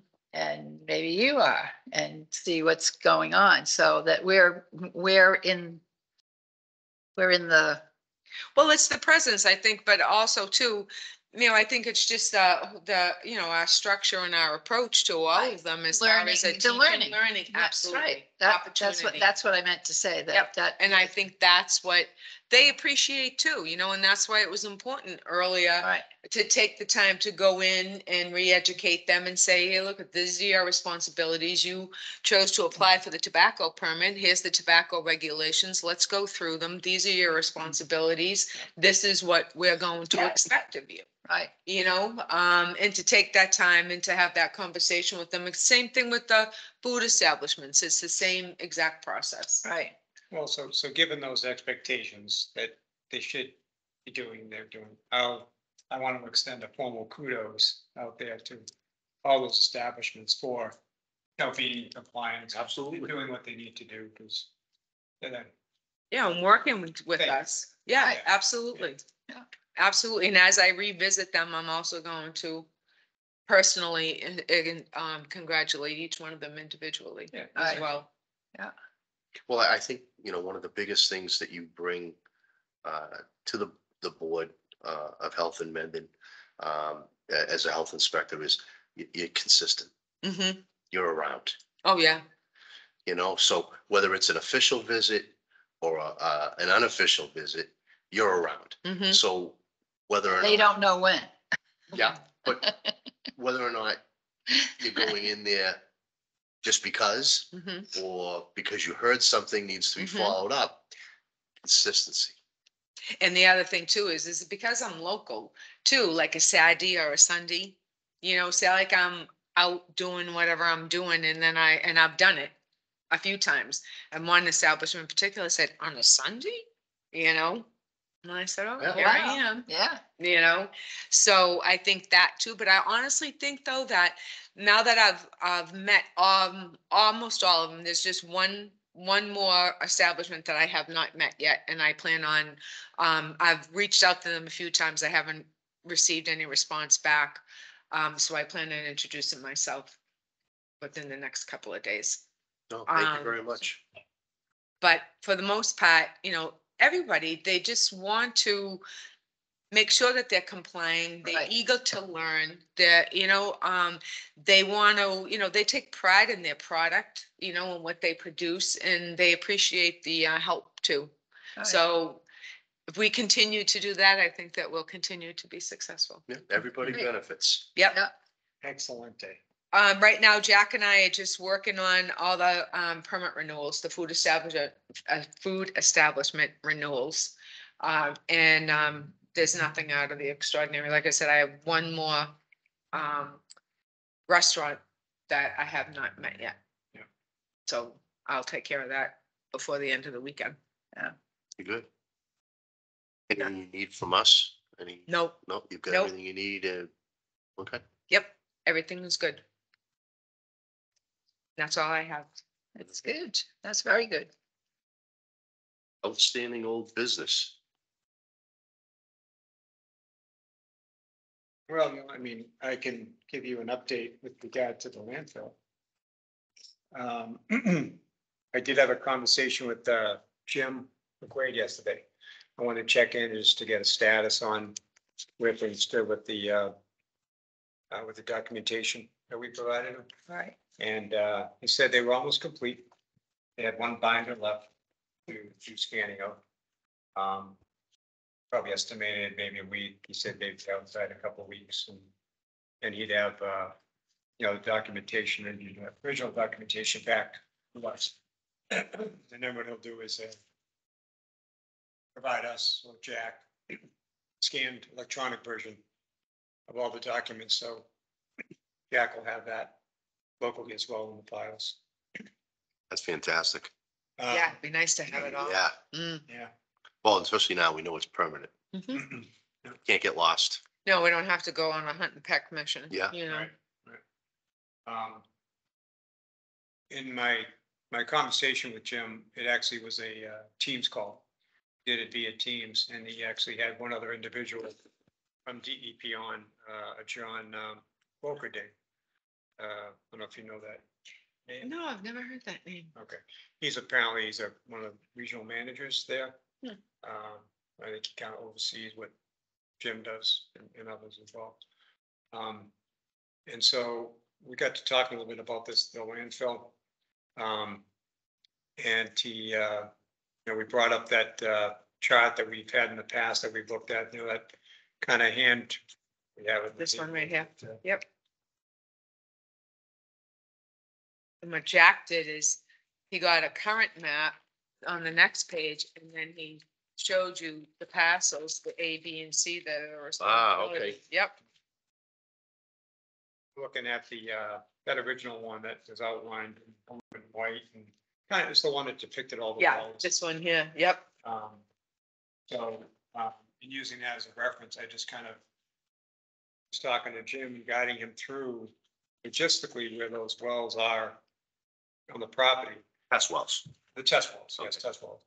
I just want to make sure for anybody that may be listening or listening Right, in the future that they Yes, know which wells we're talking about. Yep. Yeah, the ones for soil gas and groundwater. Groundwater, yeah, okay. And it's hard to tell from that particular diagram, the terrain of the land. A better picture actually is the one that Colleen referenced, this one here, that Jack had produced. And it kind of better outlines that ABC I don't have that. category. Okay. No, I don't have it. That's one I grabbed. Yeah, we only have this, we have this one. Okay. Yeah, Well, for this one here, uh-huh, that Jack had done, right, and what he basically did was with that other one that you have here, it's similar. He basically Right. kind of did an overlay. Okay, This goes back, back to the 80s or something, Not, yeah, the 80s. right? Yep. As to where those parcels would have resided. right, Right? But as you can kind of see, the way this kind of depicts the areas of responsibility from the town's perspective, where the wooded area is a little different now than what it had been. Because the test wells are right off of the edge Yeah, of the yeah. cap. So they're more in here. So over the years, all this area it's grown up, yeah, if they don't mow it all the way to the edge all the time, those saplings grow. yeah, And then Sure. every year they're mowing a little less and a Mhm. little less. It happens, you know, anywhere yeah, finished turf meets woodland, Mhm. right, you know, so it can happen in our yards, right, you know. So that's obviously what's happened is the woodland is taking over the pasture over time.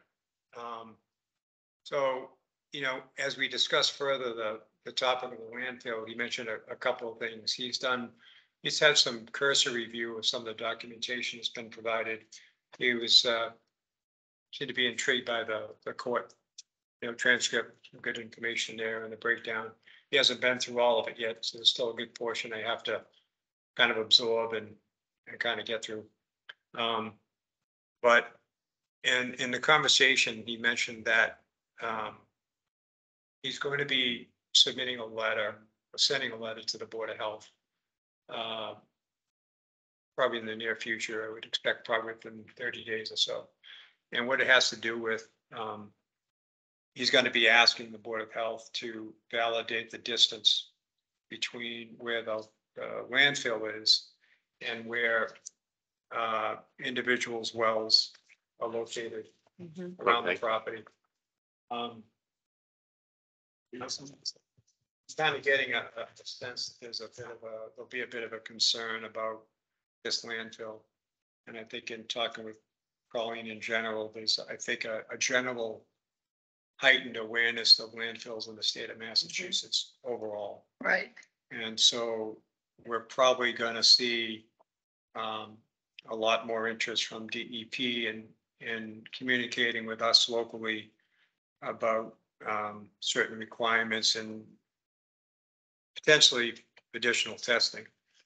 One of the elements that Jim had mentioned to me on the call, which he was kind of surprised it wasn't already included, is the testing doesn't include surface water testing. And he wasn't quite sure why it wouldn't have, but there's a possibility where that could become a component going forward. But what we'll do is we'll wait for the Right. letter to formally come from DEP, and then at a So- point, Right. They'll send us the letter, and then what we have to do is, we have to respond, it's called a CAP, a corrective action plan.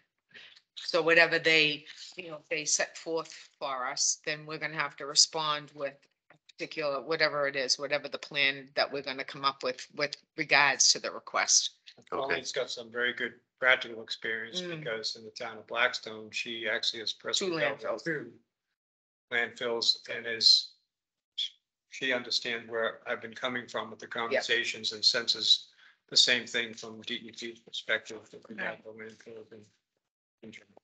But we'll wait for the letter, let's not give them any. Oh, yeah, no, not about No, it. let's It's jump the probably gun. a good thing that we've already consulted town council. Mhm.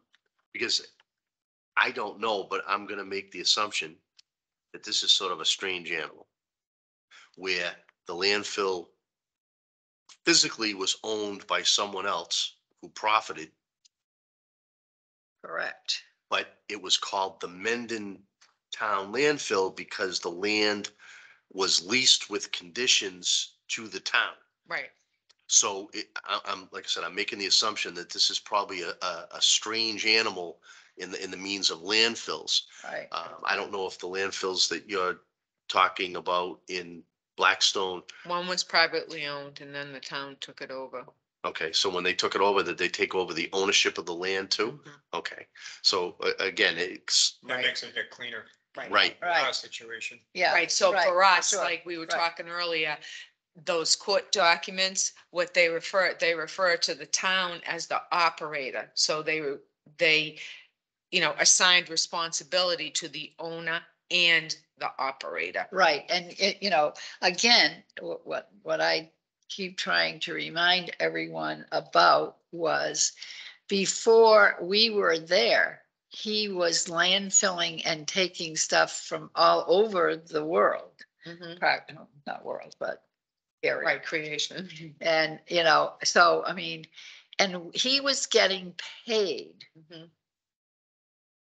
to do that. oh, yeah, And so in my world, the fact that he was getting paid, then he was compensated for everything and he made money there, and it should be his bag of worms to deal with. D&E are his bag of worms to deal with. Right. obviously that. But I think the A, B, and C should be, because he was paid to, Right, take care of that. but obviously we, we have to deal with whatever the What is, litigation how, I know that, yeah. happened. I'm just saying. Oh, right, yeah, in I my- mean, In my, that would be the simplest explanation, right? That right, it was a business enterprise, before, you and know, and he was using it as a landfill before. And then we came and we paid him to, well, I mean, I'm, again, I'm gonna make the assumption that now a lot of times when you buy a piece of commercial property, they do a 21E. Mhm. right, If the land is clean, right, you buy it clean. If anything happens to it while you own it and it becomes dirty, yeah, they have that documentation. Mhm.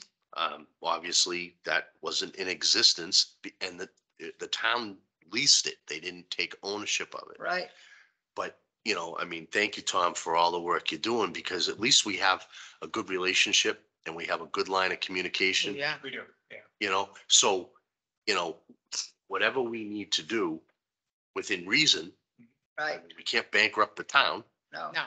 but whatever we need to do within reason, I think we have enough of a workable relationship that we should be able to get it achieved. And Colleen as well with her experience. Oh, I've Well, known Mr. McQuaid absolutely. for 28 Knows years. Jim. Yeah. right. Yeah. Well, and having experience firsthand with landfills, I Mm. mean, And it's wonderful that Paula has had all that information. I Oh, mean, that absolutely. was like a gold mine Mhm. in my. right, and did we make a decision that we were gonna forward the electronic version on to the attorney? Or did we give the attorney paper documents?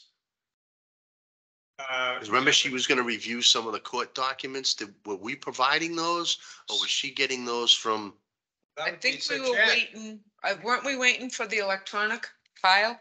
No, That what was- what I had already scanned in from the landfill documents that I Oh, that's already right. had is what I sent the attorney.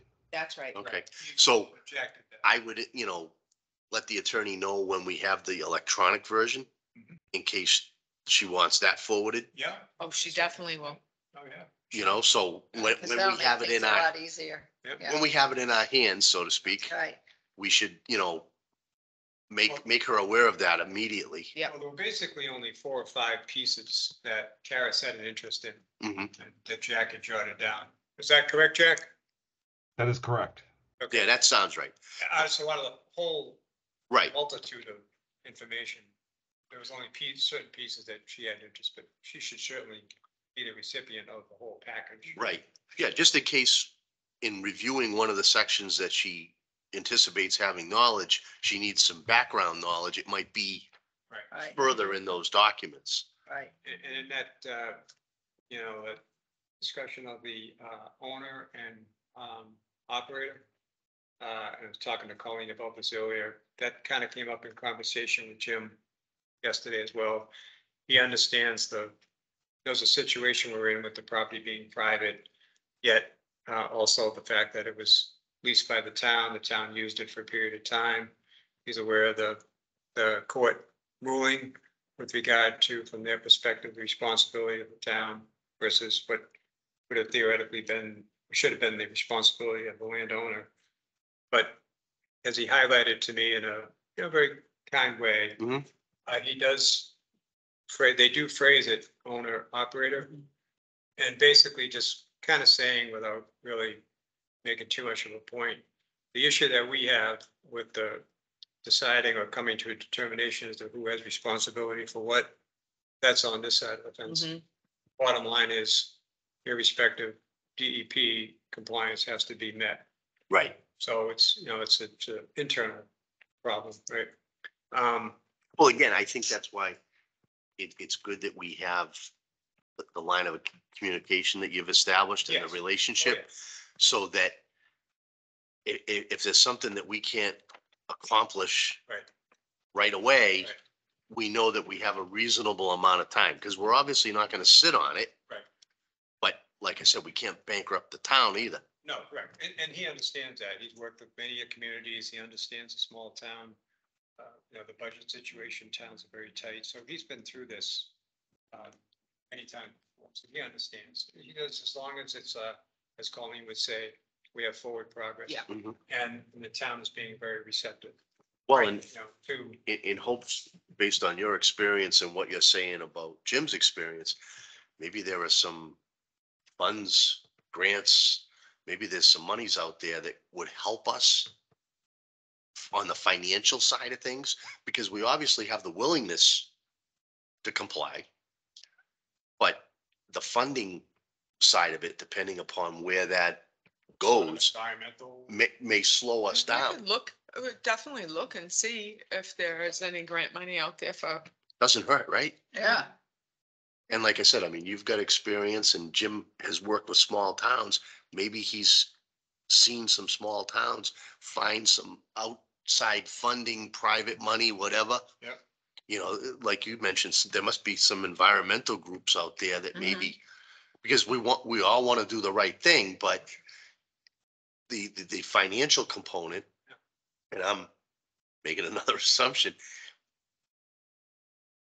slow us down, even though we're making forward progress. Right. So if we were able to find some funding sources, that would help expedite this. And we really want to get it taken care Right. of. Yeah, no, that's, and again, I think we're in a series of steps here. Mhm. So we're at the beginning of a bit of a journey, Right. and just simply take each step by step. Yep. With every step, you're making forward progress, and DEP is gonna certainly be fine with that. So, you know, I'm personally not too worried about time. Right, Well, to think that how many years went by well, and nothing was done because it got lost, so that probably didn't help, right? that basically things sat for about 20 years without any kind of Right. testing or any activity. And maybe that's, in that period of time, that's where all the growth Well, the vegetation, right. might have taken place, you know? right.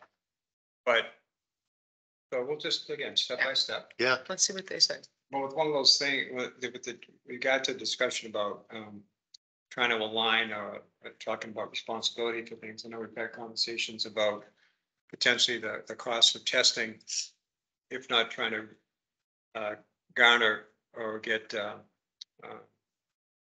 recoup anything that we spent, but moving forward. So in looking at this layout here, right, this ABC, Yeah, in looking at that and seeing where the placement, knowing where the placement of the wells are, the test wells really only all appear to be in A, B, and C. yeah, because he didn't do his. interesting. If you think about it, this upper left corner here of C is where one of the test wells are, one of the areas. And right above C, you had a little section that was defined as D. And then a larger expansion area that was gonna be future, that, you know, for the You know, operation. I should go up there with you and see, because I remember, I mean, it is as clear as a bell the day that I went there and where he was digging. Excuse me. Yes, it seems to me that it was more on this side of the you know, Driveway? yeah, it was definitely, I mean, it was over here because it was almost like he was near the river, and that's Yeah, that, you got the mill. Yeah, mill so- work coming right down. you know, and I'm thinking that C was theirs. Well, I can only go by basically on basically what the court has determined. Right, By them determining that sections A, B, and C are the responsibility of the town. of right. Maine. But what I'm saying is, I don't know if that's C. If C is exactly right, if Well, that's, If you take that old aerial, This Yeah. is from the court. that was from Right. the court. right, So what Jack had done is he kind of took that and then kind of superimposed the more updated right, layout. And taking that and then looking at what A, B, and C would be, yeah. this appears to be how A, B, and C lay out. No. And if that's the case. I need to go and vision it myself and see, You should, Yeah. and take that with you so that, and take Yeah. that with it, yeah, that, on Because- this, that, Because- of that, yeah. Because if that's the case, if that is really the complete accurate picture, all the test wells are in their area of responsibility for the town of Mendon, meaning that there is no test well component that we can say is the responsibility of the property owner. That's what I'm getting at. Well, but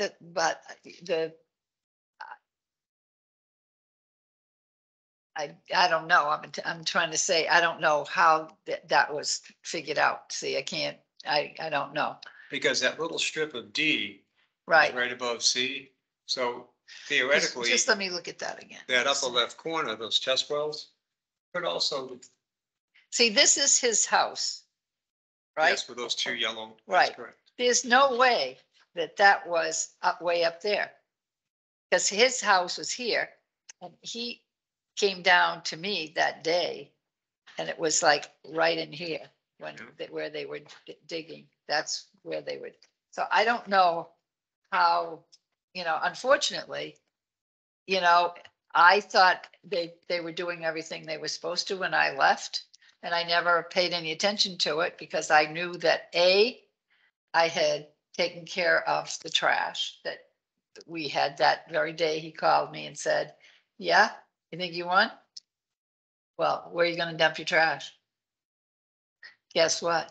I had it all figured out, and then from then on, I ended up working on doing a house-to-house trash pickup Mhm. and house-to-house recycling. We were the first house-to-house recycling in Massachusetts at that time. Joyce's fault for leaving. There you go. But Way to go. I don't know. I mean, I'm pretty damn sure that there was no landfill. But they weren't digging up there. They were digging down here near the, Well, unfortunately, because it's a court judgment, we'd have to go back into court to get it moved. I think the only thing that I can think of that we could possibly do, and the cost of litigation might outweigh the Mhm. benefit. right. Oh, sure. But going forward, we have better records. Mhm. Yeah, So when this someday is all over, or when the time is right. Yep. With good documentation, there may be some sort of recoup. Mhm. But I guess Oh, based on- is this the house? based on what Is Tom that- is saying, That's and you're his saying, house up there, bottom maybe. line. That's the house. that's what I thought initially. Because I don't, And I then was Jack wondering, told me. so that's really all that And matters. they're great. really? Jack, you said on that photograph, the two yellow blocks represented the main house, right? I don't think so, because I think That is that's. correct. I can show you, if you guys can look at the screen. See if I can do this right. Might have to widen our screen. Somehow I minimized this.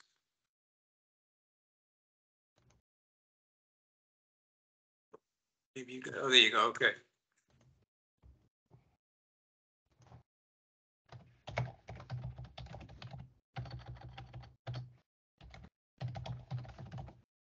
And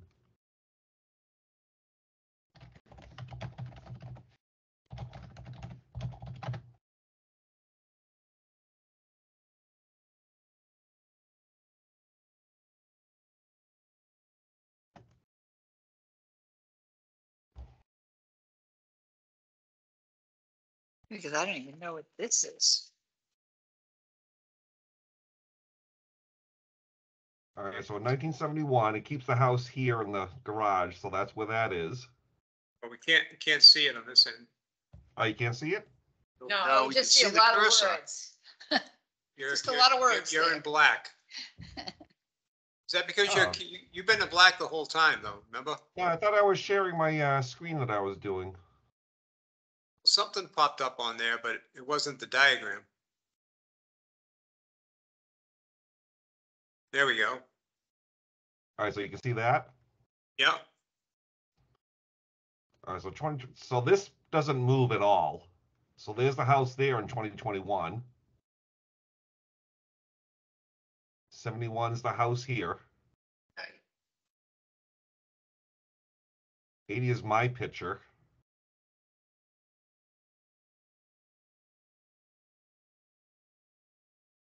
So the houses are right here.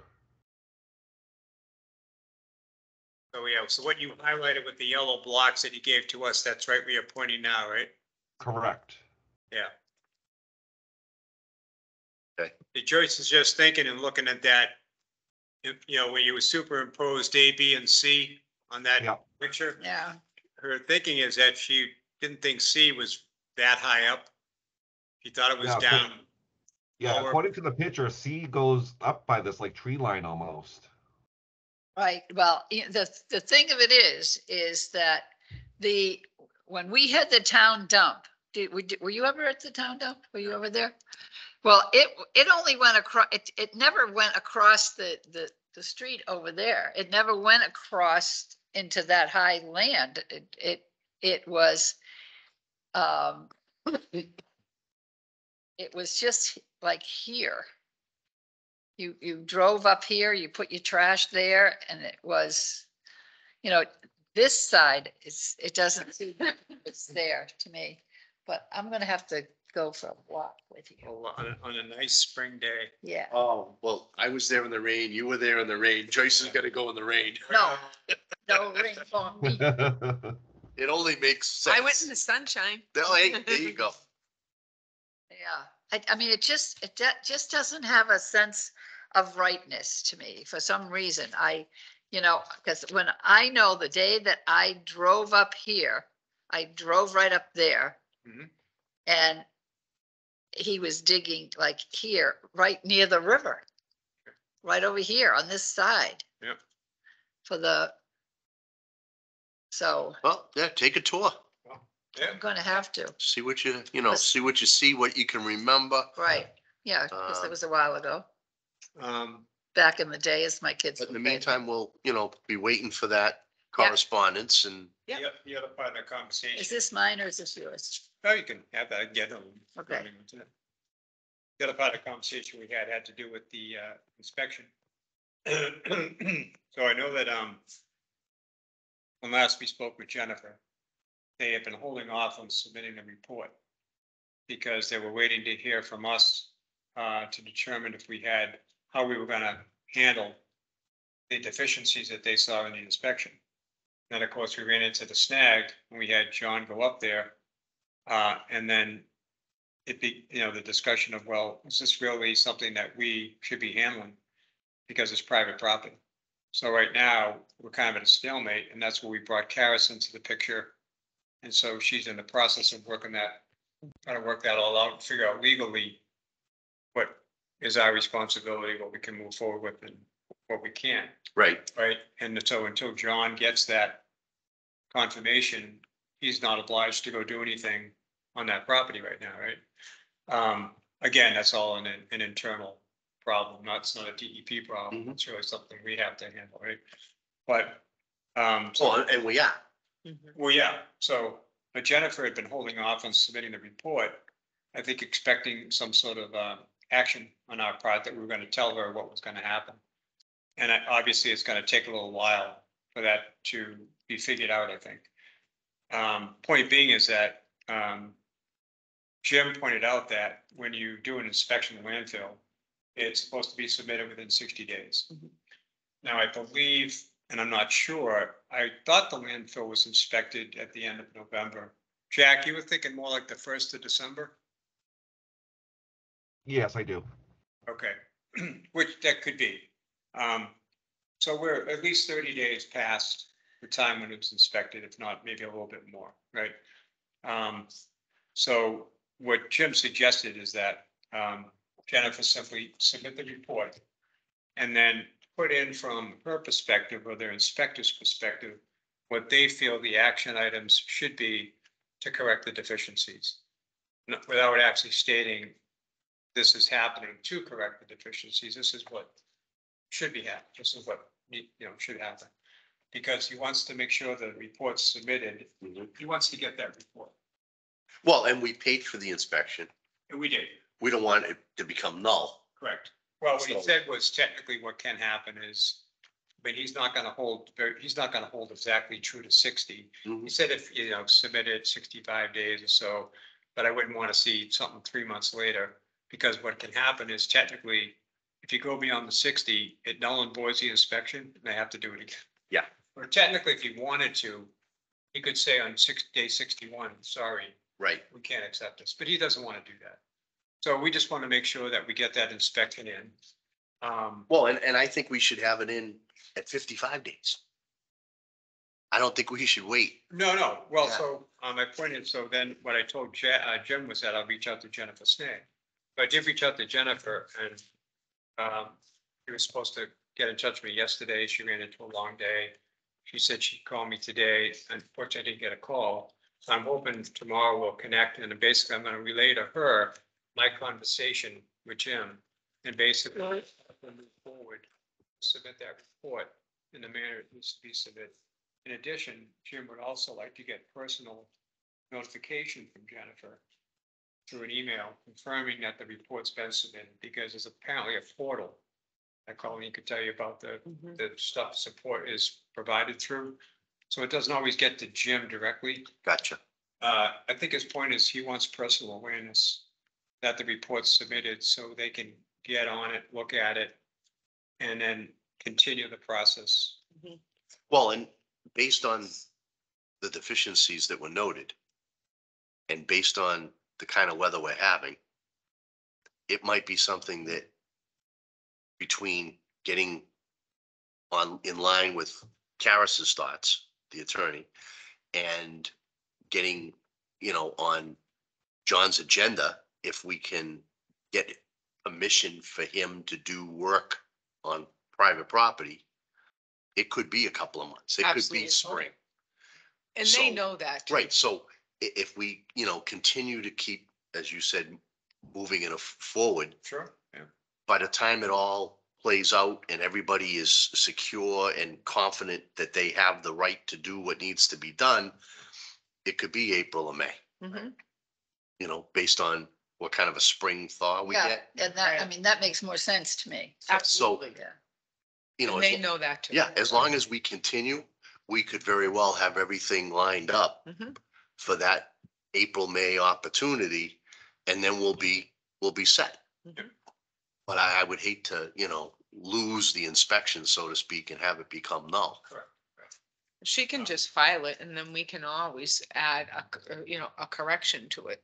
Okay, an amendment. type thing. Absolutely. We can just Right. file it to be compliant. All right, And then we can add a correction once we get clarification from Karis with regards to, having the DPW fill in those holes. So I would say file it.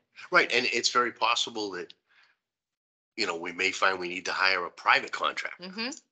It might be something that, right. legally, no matter how much John wants to help us out, he can't do. Right.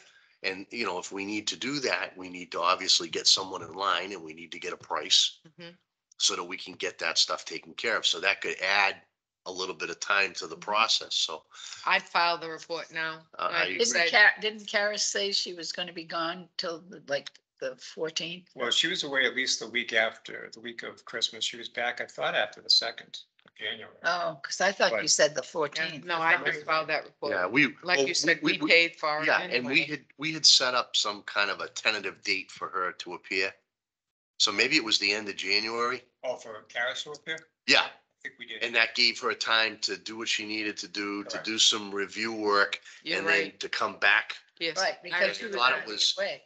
I think, too. Oh, all that time? In January. In I thought you January said- too. Yeah, I thought you said like the.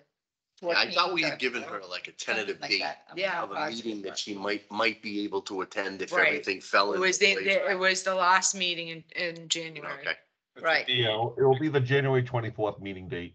yeah, that sounds Right. right. That'll be on next Right. meeting, Mhm. right? Yeah. Okay, Uh, yeah, so if everything, she's had a chance to review everything she needed to review. Right. She'll be able to give us more guidance at that point. The other piece with the water, the wells, Jim was also interested in knowing if the area had any, public water. Which it does. Which it does. Matter of fact, that's the map that basically, Yeah. this is what Mhm. this is identifying. Right, So basically what this map is showing is that the houses that are in, Bellingham with Street. black or white. Yeah. Lettering. For the numbers. Yeah, Those represent town water. Right, through the Hopedale, town of Hopedale. Okay, The houses with red colored numbers are private wells.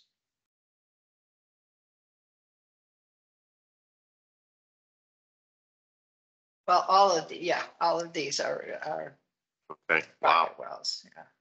Well, the ones with the red, Right, no, right, numbers, yeah, right. Yeah. That's what I'm saying, Yeah. right, yeah.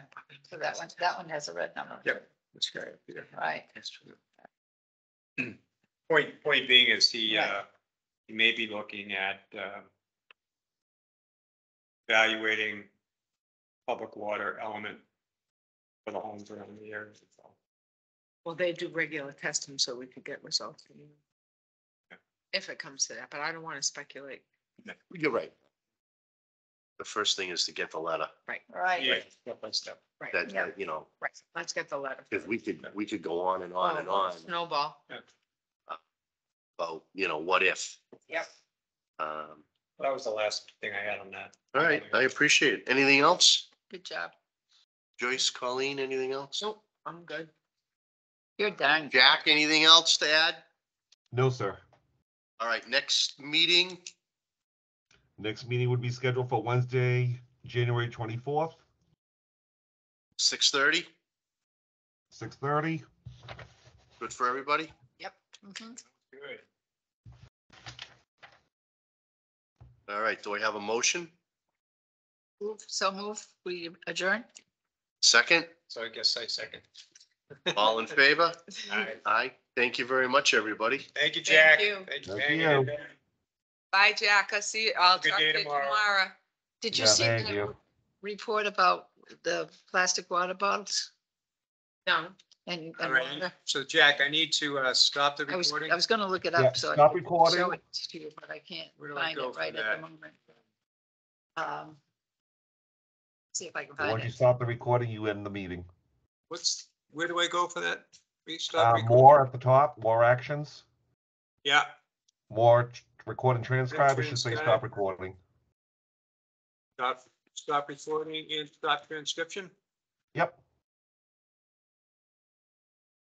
All right, I'm stopping it. All right, now you can click leave meeting or